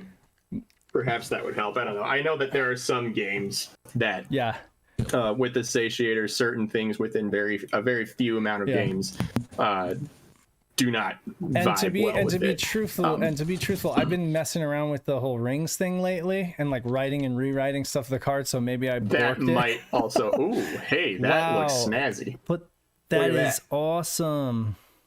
That's a good pickup. That is cool. Yeah, I'm trying to get into the photo. I don't know which direction you need to aim it.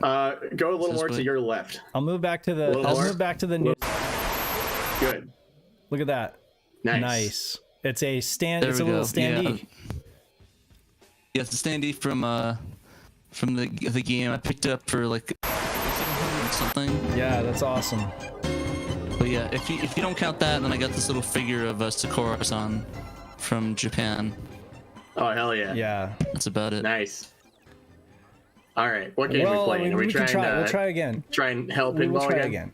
We try and help pinball. We're Okay. trying it again, and I will try not to. Trekkie said jiggle overflow. I think that's a programming term. That's legit. I'm a programmer, and that's proper terminology. There's so many. You need a RAM cart to fit more jiggles. There's so many things that could have been responsible for it. Okay, so for one, it could be the ISO that I downloaded from the archive.org this morning, because Kay hasn't sent me my my Saturn dumps yet, but he's on it. He's working on it.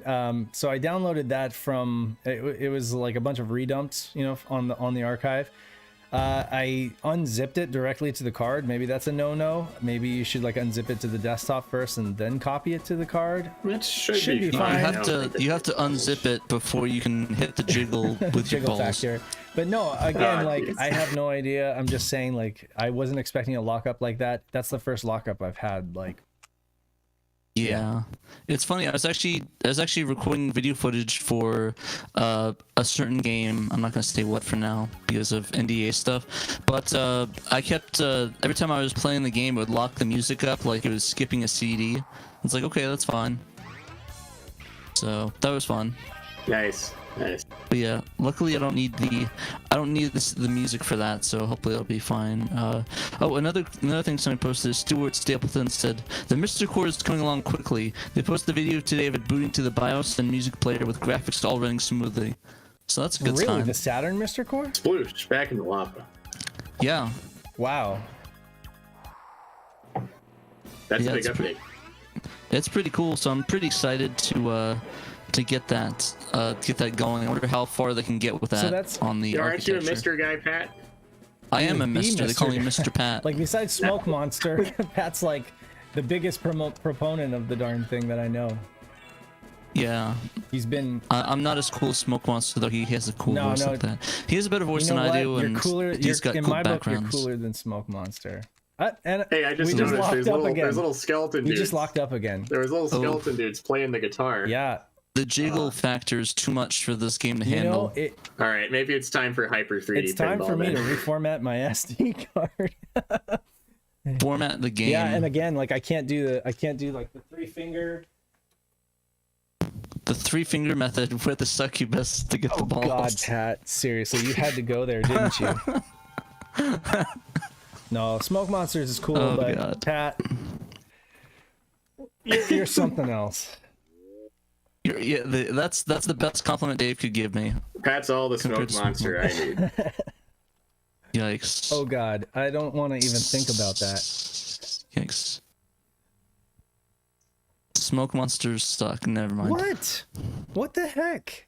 I'm gonna stop that. Seriously, this was working. Hey, give it a second. No, Hang no, on. no. Your satiator's Sometimes this broken. happens. This was working perfectly fine before the stream, and now if it's not the stream itself, then it's like my satiator or my Saturn. I don't know.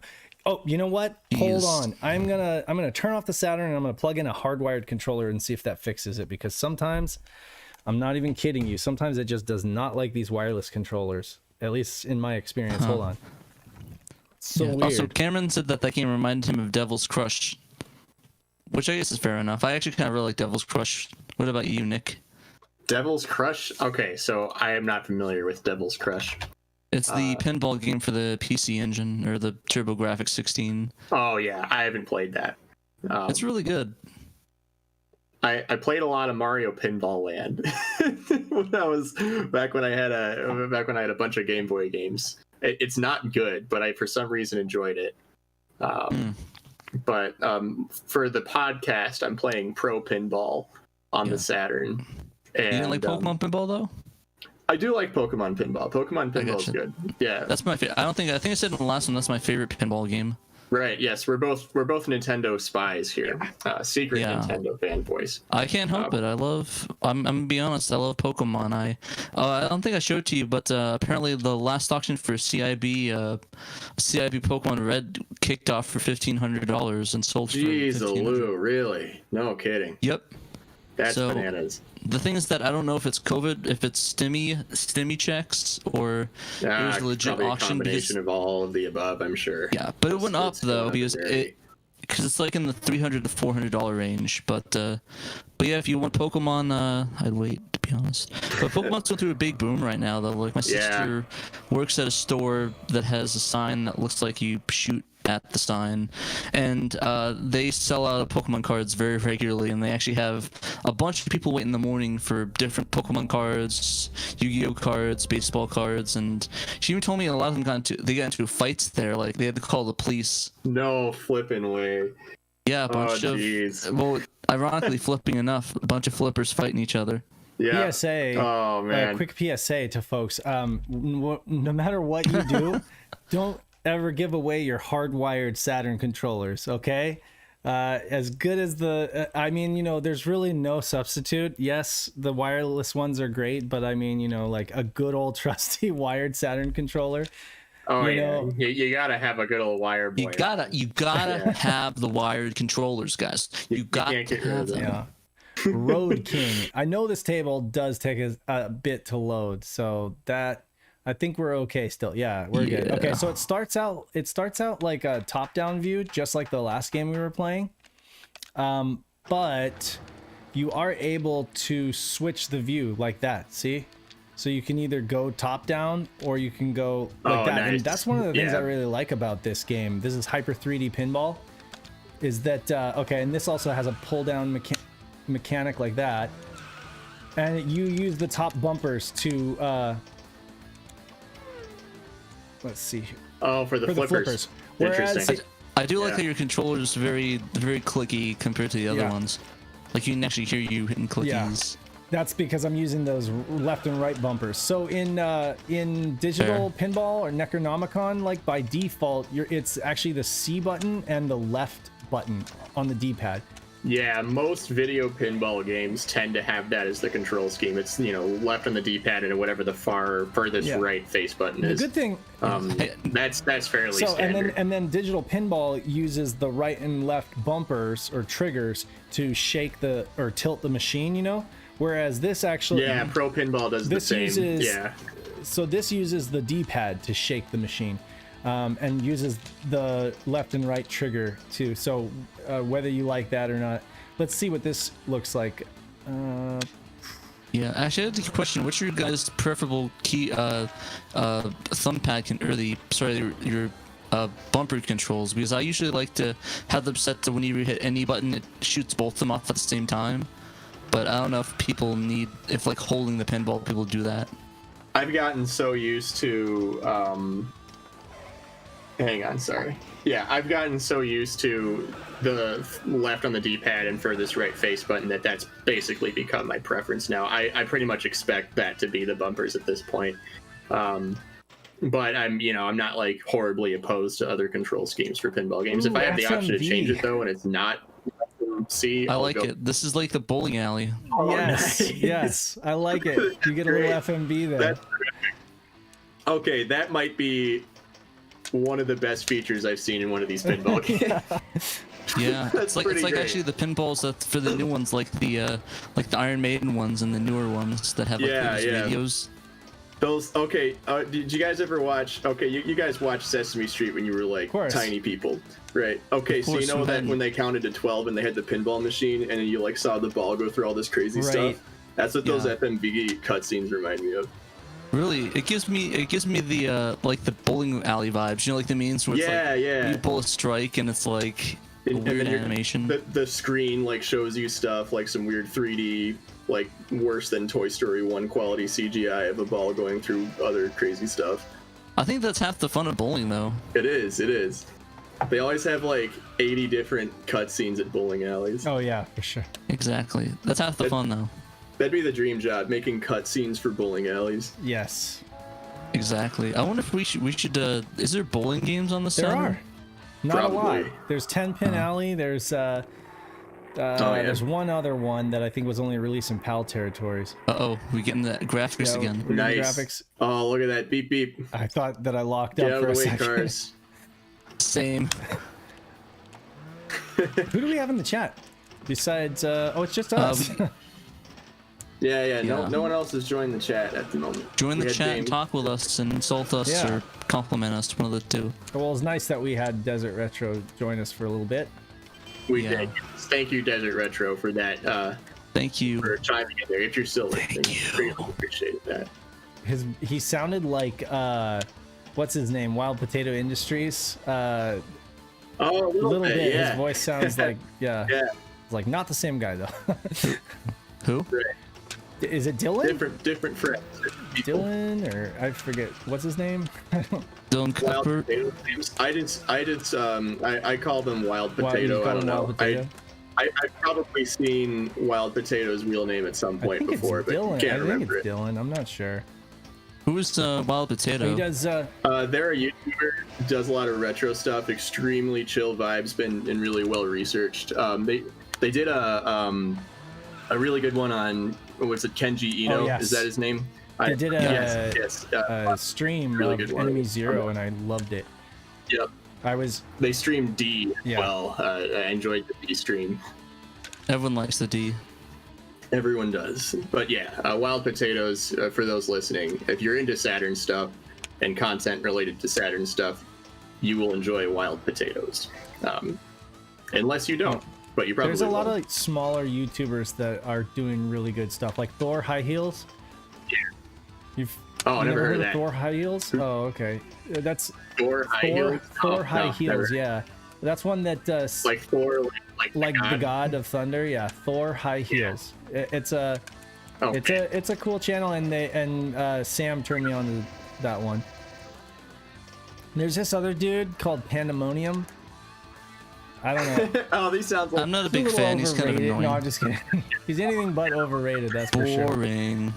awful. It's just like all he does is cite Wikia and never like never actually plays the games. Like, goodness, He's what a terrible dumb fanboy. What's with all the Craig Stadler stuff? It's really annoying, actually. Oh, I'm so sick of Craig Stadler.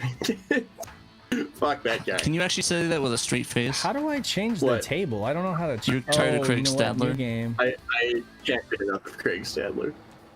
Actually, I remember posting about somebody was like, I don't know if you're in the group. It's called Hard Drive. No, I It's don't like think so. Oh, basically they posted that video of the thing and it got like a lot of responses. And somebody posted something about demolishing golf or getting rid of it. And I was like, and then you'd have to get rid of this legend. And then like everyone's like, oh yeah, never mind, we can't risk that. Do it. You can't get rid of Craig Stadler. You can't demolish Craig. Craig will, Stad. He will demolish you, man.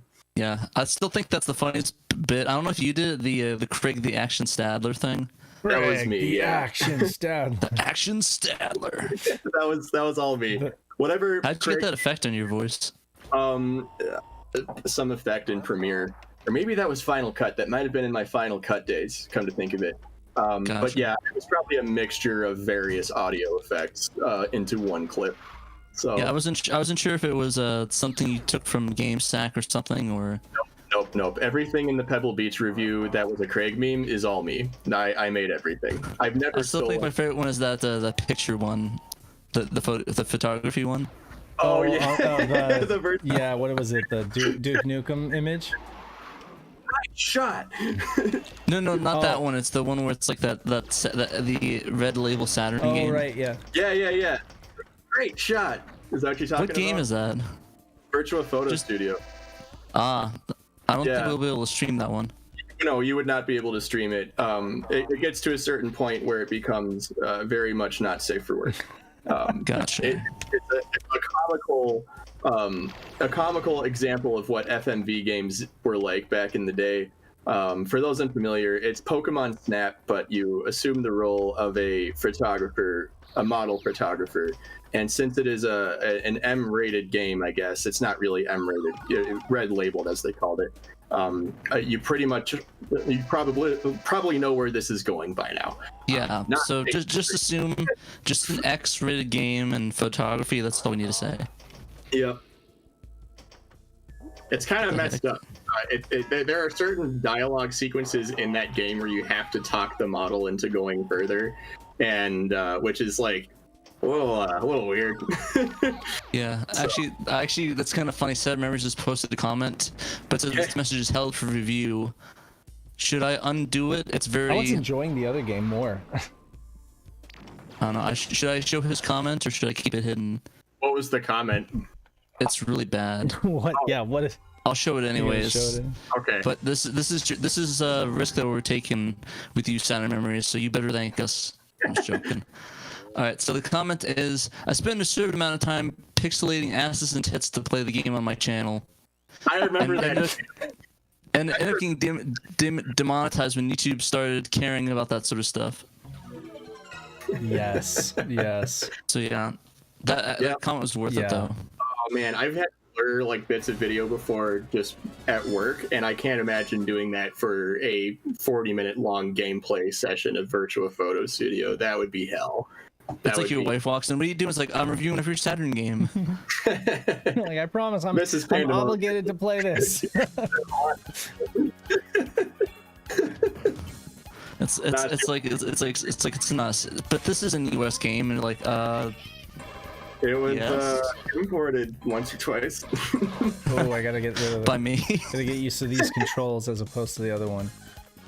Yeah, this one's I- actually Pulp- fun. This Q Oh, sorry. Kentai is actually really fun. Yeah, okay, this pinball game looks fantastic. Like Yeah, I'm excited to play this one. Yeah, it's a lot more. not because of the succubus, mind you, but It's not the succubus. Definitely not the good. I mean the bad. The I suck. feel it's worth mentioning. it looks I feel good. it's worth mentioning that even though it. Oh, please don't. Come on.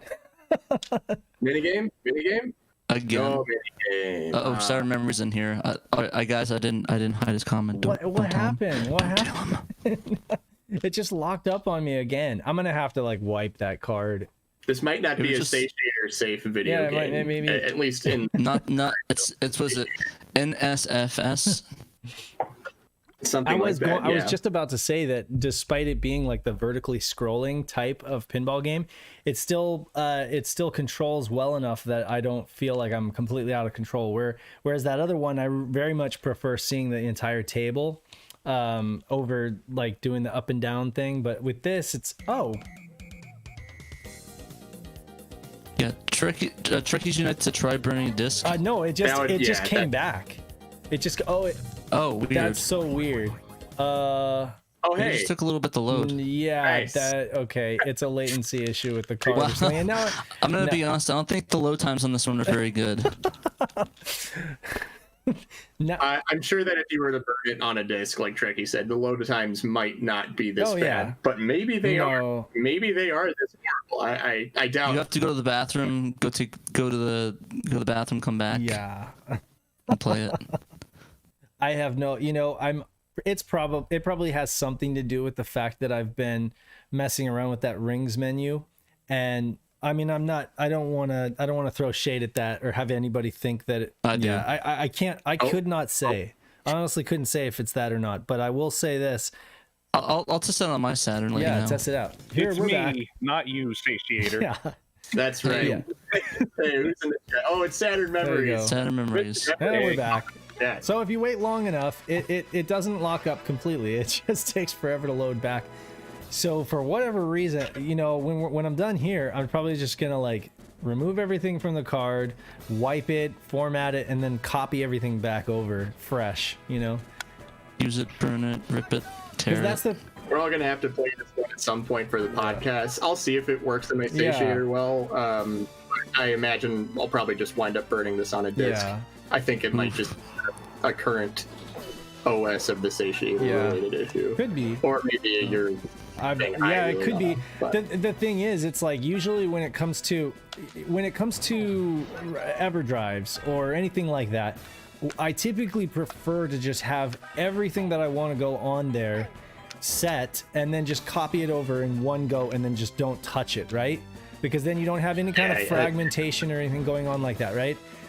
Whereas when you're constantly making updates, constantly like dropping new games onto the SD card, and then you're like even messing around with like this configuration menu where it's like adding or changing data on the card without doing a reformat, I tend to feel like it just messes things up with SD cards. So that it could be that. I would. You also have by far the worst luck with this device out of anyone I know. Well, on the I internet. have serial number 105, guys. Okay, so I have number one. All right. It's cursed. Number 105 No. seems to be. You memorized. Yeah. Nice. Well, yeah. Mr. Memory. What about 169? 169. think that'd be much good. more luck, and 69 and 169 have a lot more luck. No. Let's Yeah. Get this up to heaven. Come on. get to heaven. Be a good pinball. There you go. Nice. When I'm playing the I don't game, know what I'm with having the fun. Let's succubus just down put it there. that way. When I'm actually playing the game, I am having fun. Speaking of pinball, I've been playing fantasy pinball on Atari Jaguar. Hey, Ooh, nice. How's that? Oh, nice. Like every other game on the Jaguar, it is god This is awful. god-awful. And yet you're Sorry to hear that. it's an exercise in futility. Yeah. It It could gives be me worse. much You more could be playing it on the. It be gives me playing a much more CDI. appreciation for the Saturn. Right. No, I like the CDI. The CDI pinball is a solid pinball. Is it? Fair enough.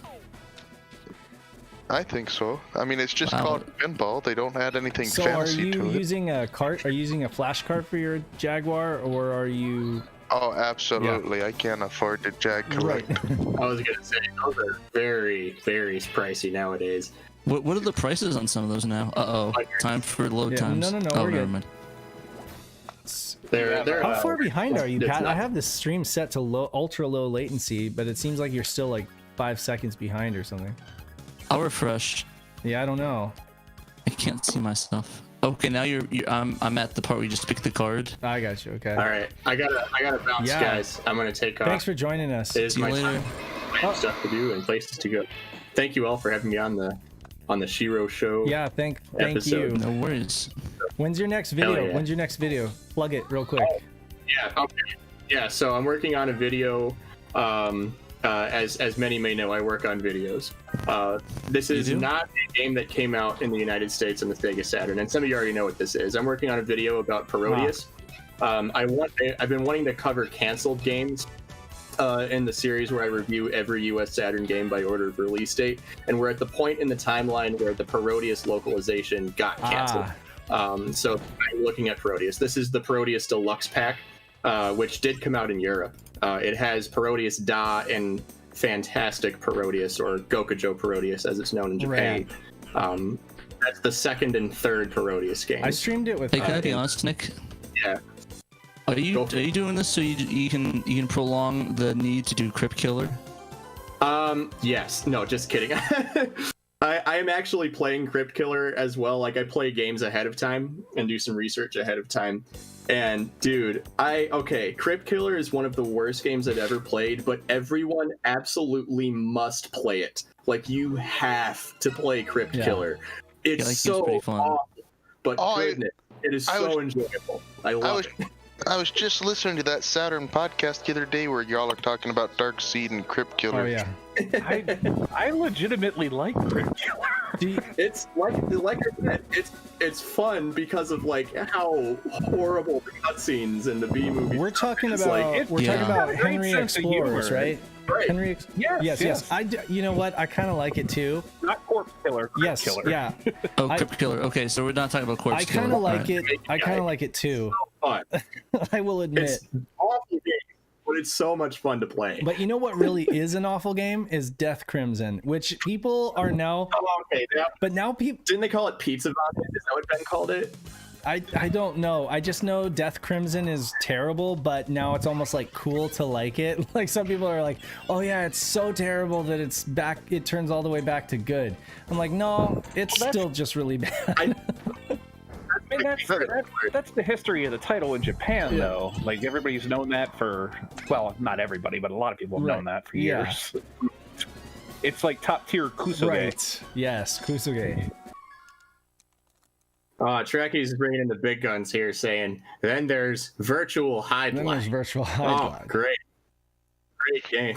I don't Oh man, that's classic. Didn't you say that it was reviewed as it's a game? It's a game. Film Cow's in the chat. Film Cow, Jason Steele, as some know, Film Cow, both ironically and non-ironically loves Death Crimson. Yeah, like I'm torn on it. Like it's really ugly, it really makes me feel like when I first played it, I'm not kidding. When I first played it, I thought my Saturn was broken.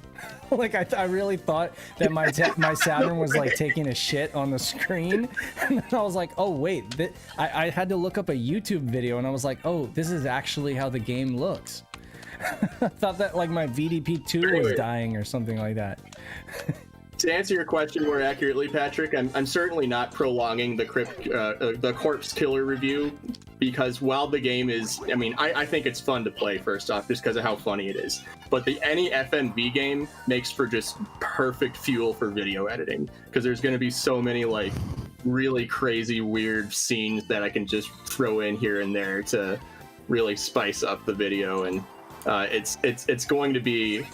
Unless I do a really crappy job at making the video, it should be a really fun to watch review. Yeah. Just because of how you did such a great job on the Craig Stadler stuff. I can't imagine how bad it would go at this point. Oh man, the Corpse Killer. There are so many funny FMVs in that game. It's nuts. So God. Very excited to edit that video, which I'll be doing pretty shortly once the Parodius video's done. Dude. So I'm editing. I'm excited to see that. So. Cameron was right about this game. This is actually probably one of the more fun pinball games I've played on Saturn. And yeah, it's always the anime games. Yeah, I mean, I am kind of a weeb, and I know that plays into it a little bit, but no, it's like actually fun. Even when I'm dying, I'm having fun. But the thing is, I mean, it's no Necronomicon. Like, that is almost like perfection.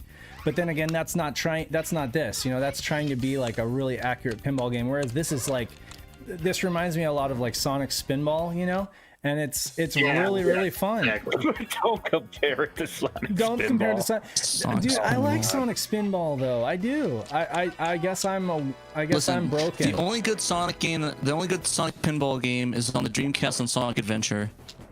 Hey, I like Sonic Spinball as well. Well, then again, you're playing the Atari Jaguar, right? You're playing pinball. 15 FPS first, and then maybe they start to look like Sonic Spinball. Yeah. Hey, Sonic Spinball's a nice break from Jaguar and CDI. Yeah. I'm sure it is. I would take Spinball over the Jaguar for sure. Gotcha. I got a film call also said the music makes Death Crimson. I also highly recommend Death Crimson 2 on Dreamcast. Isn't that something else in the United States, or is it still just Death Crimson? Let me take a look. This music's Death Crimson OX is the sequel, I believe. this music Is though. that the name of the Dreamcast one?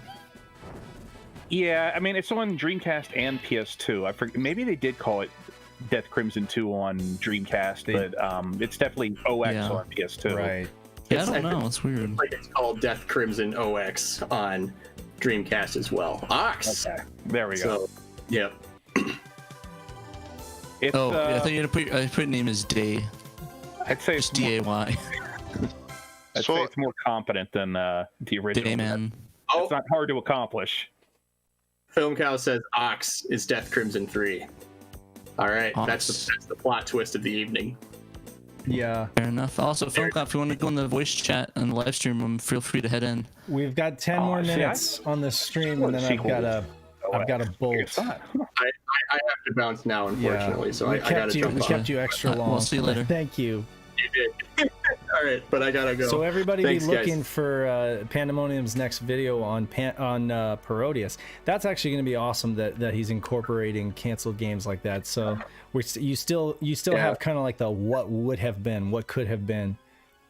Yeah, and I found a lot of good info on kind of what led up to it getting canceled, but I won't spoil it. Yeah, but no, anyway, I gotta I'm go. looking forward to it. Adios, I'm looking forward to I'm it. excited. Yeah, especially when it's those games where you know that they were basically like this close to just coming out, and then they were canceled. You might as well include them because you have enough information and enough visual collateral to back up to justify having a video on it. So, Yeah, for sure. I'm excited to watch that, though. We're saying sorry about that normal guy. oh no, I talk a lot. It's alright. No, I talk more than anybody, and I'm the one who should shut up and play the game. But yeah, Shut up and play the game, I know. Dave. So I was just wondering when it takes like a half a minute for me to explain my question. Back when 32X and Saturn were out, and they were just pumping everything they had to all the consoles. And then it seems like they learned because they held Shenmue in the wake for the Dreamcast. Were there any other games that they held from Saturn to Dreamcast that didn't? Right. Oh, was Shenmue I could the have sworn only? there's one. There's another one I know for sure. Help us. I'm trying to think what it would Well, be. I mean, Oh, Resident Evil 2, I 2, think. yeah. Resident Evil 2 was held. That's right. You did get a dream. I think the SSG goes all through that about how that game was held off because of development reasons and the Saturn's success. I know there's another one that was as well. Oh, I guess technically, if you think about the 3D Sonic game, Right. Yeah. because I mean it was roughly demoed on the Sonic Jam, Yeah. but it's remember debatable if it counts as a demo for I mean, it. they were working on Air Knights, and then that got canceled and ended up. I guess you could say it ended. Oh, we're locked up again here. Probably loading a. No, it's just locked up. It's just good old fashioned locked. I think Air Knights, the intention was to put it on Was it? Dreamcast From the very beginning? start. Yeah. Yeah, they never got far with it. It was just like they conceptualized some things. I guess you're and right, because there they was never did have that real- weird controller for it. Yeah. So Yeah, I'm trying to rack my brain and think. a gyro controller or something like that Right. is what they were thinking about doing with it. What else? What other Saturn game? I'm not going to even bother trying to reboot here because we don't have that much time left Yeah. anyway. Oh, nope. Yeah, Trek Unite said. And it's back. See, just loading up. Yeah, Trek Unite said Sonic Adventure started on Saturn. That's why the Sonic World and Sonic Jam is. Yeah, that makes sense. I love that level. I love the little Sonic World level. It is pretty It's good. so much fun. There's like a little race course and everything, and it just makes me feel like, I really wish they could have done something with that and made a game out of it, because I find it very enjoyable. And if XL2 was able to recreate the boss, that like fisheye boss level, I wonder if he might be able to recreate something like the Sonic World. I mean, that's asking a lot, I realize, but who knows? Who knows what the future of homebrew will be? Yeah. Also, film counts at Death Crimson 2 / Death Crimson Ox has the Mansion of the Hidden Souls, Mansion of Hidden Souls problem, that people think that they're the same game, but they're actually distinct different games. Which makes sense. I actually I really want to play that series though. Come on, get it up there. I like how next he's gone. In the car. Oh, he's in the car. I was gonna say, what are you doing back here? I thought you left. Yeah, I did, but then I realized, wait, voice chat. I can be in the car. Yeah, he was In the one cab. day I was I think I was playing Neo Turf Masters on the CDZ, and Nick joined me while he was walking his dog, and I was like, that is dedication. I'm like, of all the people I expected to join me, it wasn't Nick while he's walking his dog, but I was like, thank you for. I think I joined you last time driving as well. Yes. We're all just driving or walking our dogs, chatting. Yeah, We're very professional here at Sega Saturn, SHIRO, as you can tell. I kept asking Nick about the game, and he'd be like, "Yeah, I can't see it. I'm walking my dog." In fact, he's like, "I'm picking up a poo right now."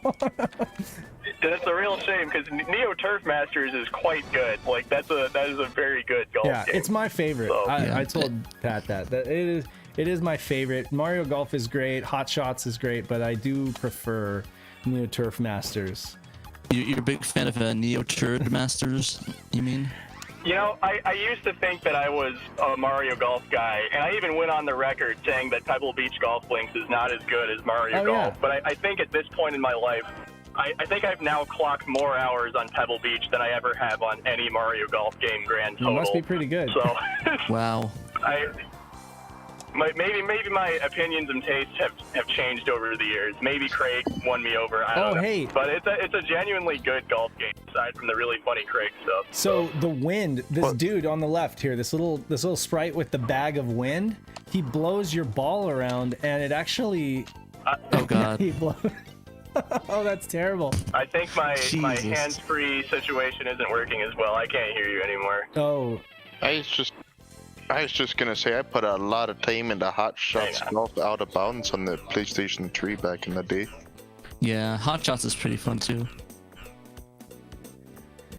Yeah, Hot Shots is a really good one, and I really want to play that one again. It's hard. I don't know what my favorite golf game is. It'd probably have to be like Mario Golf or something, or actually no, probably Pebble Beach. Yikes. Let's go with that one. Pebble Beach.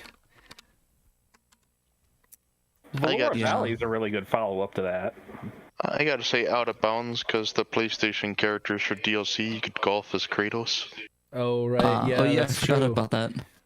And if you like Pebble Beach, you might also like Valora Valley because it's like it was originally called Devil's Course on the 3DO, and it's got like the volcanoes and everything like that. I think the GIF did like a really funny review of that one. I'll have to check that out. Yeah, you should. Yeah. Oh, how's it going, very Derek? funny. Derek's in the chat. Like magic golf swings and stuff in it that make it. Hey. Oh yeah, the really like. I forget what they're called, like super. Yeah, maybe it is magic golf swing, but Well, yeah, because you can hit the ball and it turns into a fireball, Yes. and you can make it teleport and do all kinds of stuff. And plus, it's fantasy settings, so like you get the golf in lava pits and stuff like that. Exactly. Lava pits. I'm gonna end up playing this, But it's still, yeah. it's still that same Pebble Beach engine that Technosoft developed, so it's a solid golf game, and it has a really interesting theme to it. Well, the Night of I'm really Dragon. psyched to play this one. Night of Dragon gave me a hard time on the Discord about owning the 3DO versions, and I mean I own like quite a few of those Technosoft golf games, like the YLA Links, and then the Pebble Beach one, and I think I have one other. But they made a lot of those golf games, and I like it. I find them to be pretty fun. The Wily Wars. The Wily Wars, yeah, no. Great golf game. So what's the name of this golf This game is again? Q Tenkai with two U's. KYUU Tenkai. TENKI. Gotcha. Isn't this one pretty pricey? I can check for you. Let me see here how much this thing goes for. Too much money. Q Tenkai Fantastic Pinball. And right now, it's looking like a... well, there's a PlayStation version that's cheaper. It's around $40 for PlayStation, about 65 for... Anywhere from 65 to like 100, depending on the condition for the Saturn version. It's not too awful. Sealed for 30 like a decade ago. I mean, that's the thing is it's actually scary. It scares me that Japanese Saturn games are starting to raise in price, because everybody's been saying for a decade, oh, you can get the Japanese ones for cheaper, right? So, well, now you can't. I mean, you can still go. You can still actually go fly your ass to Japan, and you can buy some cheap Saturn games. But I mean, if you're trying to get them imported, it's Yeah, not fun time. No market will be safe from the crazy runaway price. This is true. I hear they're bitching over there now too, because all these games are being exported out of their countries, out of their country now. And I mean, to be fair, they have nostalgia for this stuff too. I mean, the Saturn was incredibly more than we did well over there. So I imagine they have way more than we do. And that's the thing is, like, we're stealing all their games. The DS is experiencing the same thing. I mean, when you think about how successful the Nintendo DS was, you can imagine how much nostalgia there's going to be for that thing, and how much those games are just going to get ridiculously overpriced. I still think it's crazy how much the Mega Man NT network games have gotten for the DS. How expensive those are. It really is. It's like $70 a pop almost for some of them. It's like, because they had low print jeez. runs to begin with, because it wasn't that it wasn't that popular of a series, compared to like the mainline Mega Man games.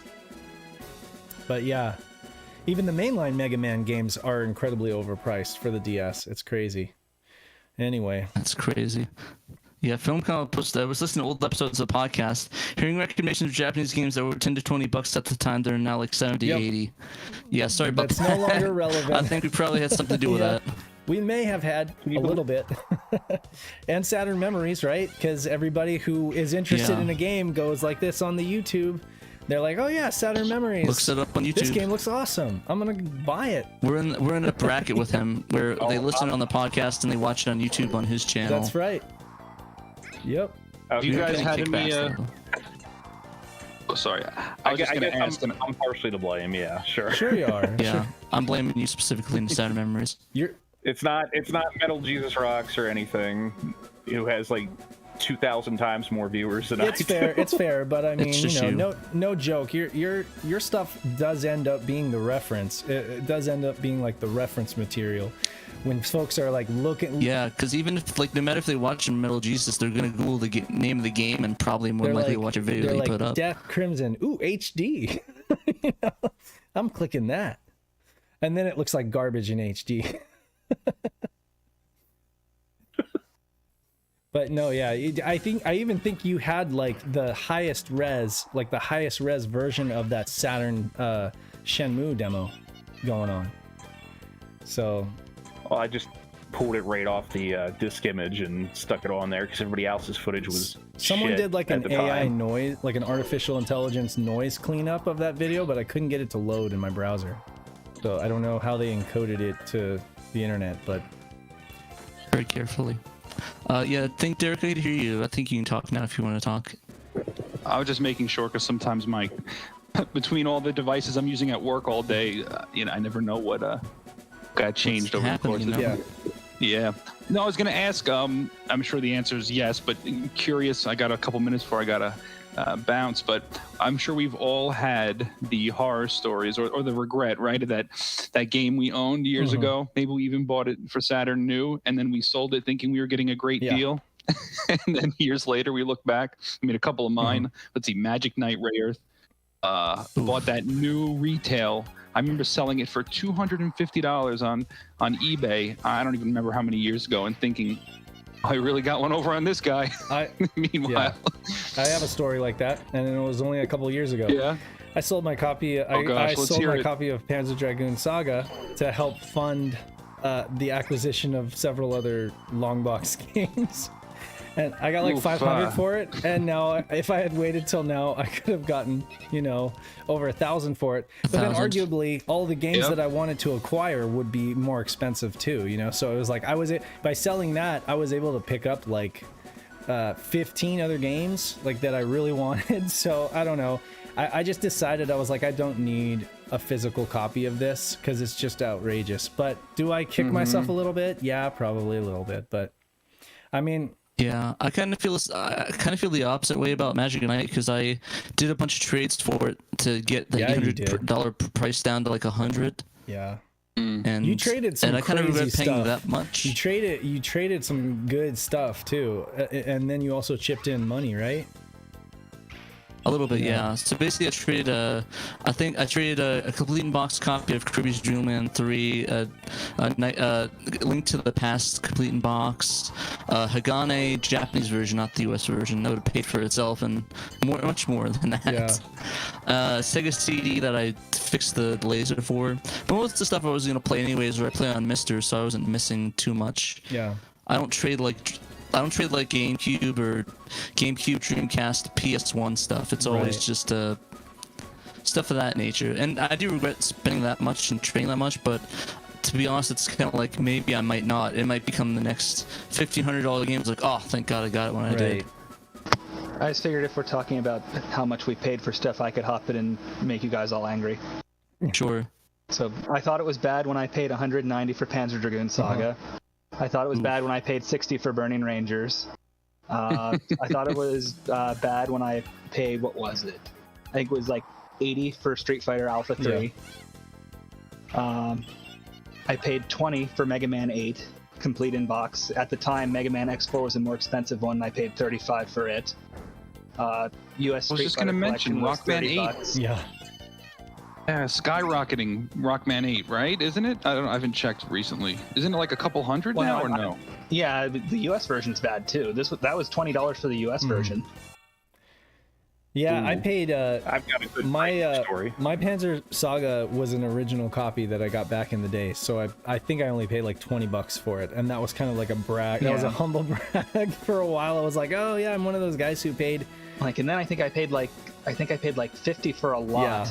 This is like back in like 2007. That was I think a perfect I paid like $50 too. for a lot, and that came with like a complete like RAM cart copy of X-Men vs Street Fighter, a RAM cart copy of Vampire Savior, US Marvel Superheroes, US Virtual On, US Fighters Mega Mix.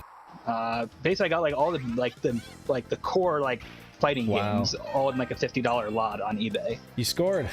I'd say the only one that hasn't like truly jumped that I've noticed that is still the same as what I paid for it back in like 2006 is Grandia. It's like $8. Yeah, it was a very popular game. I mean, they had a large print run.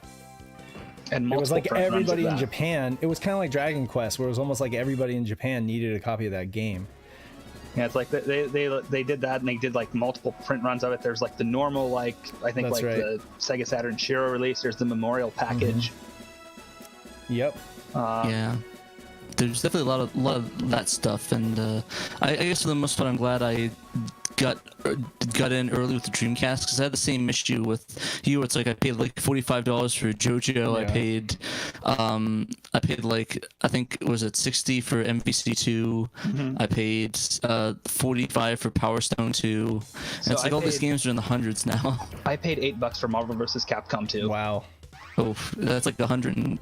I don't know how I got it that cheap, but Yeah. I just walked into a game store and I guess they mislabeled it and it was $8. I'm like, That's okay. awesome. And never let it go, because that is a great game, especially on Yeah. Dreamcast. I mean, I love the PS2. What's weird is like every now and then, I notice like the PS2 version is like going for more than the Dreamcast. I'm like, why? Well, I mean, when I worked for Sony for a while as a game tester, and we used to play that game in the back like as a party game, you know, when we weren't like doing QA testing and stuff like that.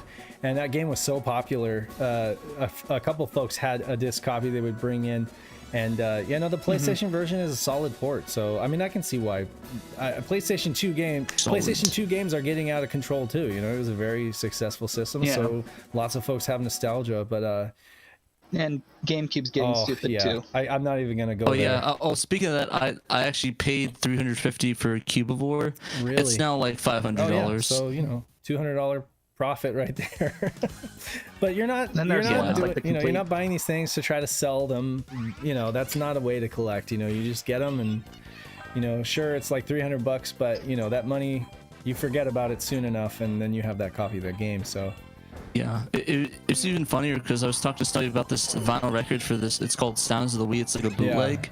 I bought it for like I think $40 or $50, and that was a couple weeks ago. And now it's just sold on eBay for about $350, I think. That's crazy.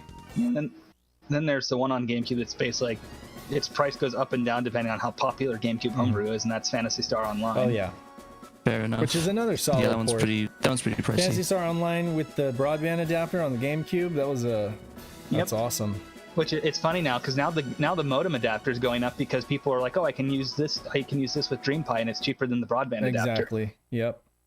Yeah, it's kind of funny. I actually was thinking, oh, I'm gonna buy a couple broadband adapters because I got a couple Mario Kart Double Dash. Like, oh, I'll get a cool GameCube setup. They used to be like $20, right? And now they're getting stupid. Exactly. They're like 100. It's like, oh, I guess I'm not doing that. I guess.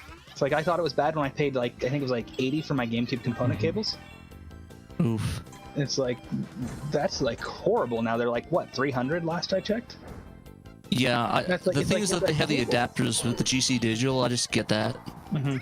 I got one. I paid $150 for the dual HDMI, digital optical out, and RGB out, and I'm fine with that. Guys, did they fix the thing where it was like shorting out things and that was another adapter. That was some other guys. This one's like a good one. What's up, Dave? I gotta wrap up here because we're already like 10 minutes over, and I gotta pee and I gotta go wake my daughter from her nap. But you guys can continue to chat it up in the chat. But I did want to plug something really quick. Fair enough. With our website and with this show, I wanted to take an opportunity to help plug projects that folks may be working on. So if you happen to have a project that you're working on and you'd like to let us help you promote it, just DM me or Patrick with the information, like one paragraph, and I'm gonna do like an article write-up where we can just like briefly talk about projects that you guys have in the works, and we'll go ahead and shout you guys' social links and stuff like that, so that we can help make people aware of what you guys got cooking. I know, Derek, you've got a Sakura project going on, right? Yeah, over in don't say it, but Dreamcast. It's okay. Land. Hey, like we are more than happy to help plug your guys' projects. And well, that's wonderful. Yeah, so if you have anything you're working on, just let us know. We'll do like a little article write up where we can just scroll through it and talk about everyone and just kind of plug their projects on the show and let folks know. And on the website, and our website, yeah. But I mean, we're not going to be taking credit for anything. We just want to make it an open platform to help boost awareness. It's all me. I'm doing all these projects. Yeah, no. Pat's got some kind of. I was rather annoyed to see the Final Fantasy cover on that Facebook page. What now? So I had a demo I made for that for the competition a while back for there was a port of Final Fantasy, and like I was scrolling through like Facebook and I saw like port released Final Fantasy for Sega Saturn, and it had like the case. I'm like, god damn. Yeah, like they put a case on it, and I'm like, have you guys played this? Like, do you realize that it's literally just a proof of concept? And what they have in their archive, I'm like that. It can't even play because you need to put the ROM in it. Yeah. No, they probably did it. That's what they do is they and I'm not going to name the names, but they get the IP and they package it up in there and they release it for their like manna from heaven, like and I'm just like, go to the original page and get it yourself and stop being so lazy. Support, at least download it from their GitHub or from Sega Extreme or whatever. And it's like there's times where like I'll get like bugs reported for like Grandia, and then it's like I fixed this versions ago. You're like, what version did you download? The prepackaged one? So anyway, like I will give like the CD Romance people credit that they at least keep that updated. Yeah. It's like I'll release an update, and I'll see like, oh, they updated that like 5 minutes later. Wow. They're pretty. I'm not giving them any compliments, but they do seem to be on top of that. Although they've got like some glaring, they do have glaring blind spots, and so like you almost think like, yeah, I know the Lunar one is very old that they have, and then some games they just don't have it all. You're just like, okay, why don't they have this? Seems like an obvious thing they would have, but anyway. I did come across someone was selling a repro of the Mickey Mouse collection. I'm like, wow. Yeah, no, that I know who you're talking about. But yeah, so anyway, If feel free, anyone who is a member of the SHIRO Discord and would like their projects plugged, we will give you all the kudos and praise. We'll just put it up in a very public place where folks can find out about what you're working on, and maybe we'll do like an update post down the road, just checking in with you guys. But yeah, so other than that, I'm really glad that you guys were able to join us this week, and that we had Nick on. And hopefully we have some news to talk about next week. I hope it's not like a super boring week, but if we don't, we'll just have more time to stream games. And you got anything you want to plug? Talk about different like things about the Saturn, like different topics. Yeah, we can do that too. We've got some like just general, topics that we can bring up and talk about as a open forum. But until next time, I'm SaturnDave, and this is TraynoCo. And we got Saturn Memories, we got Derek 18, we got Normal Guy in the chat, we got Trekkies Unite 118 in the chat, reminding you that you must play Sega Saturn. And until next time, yes, peace out.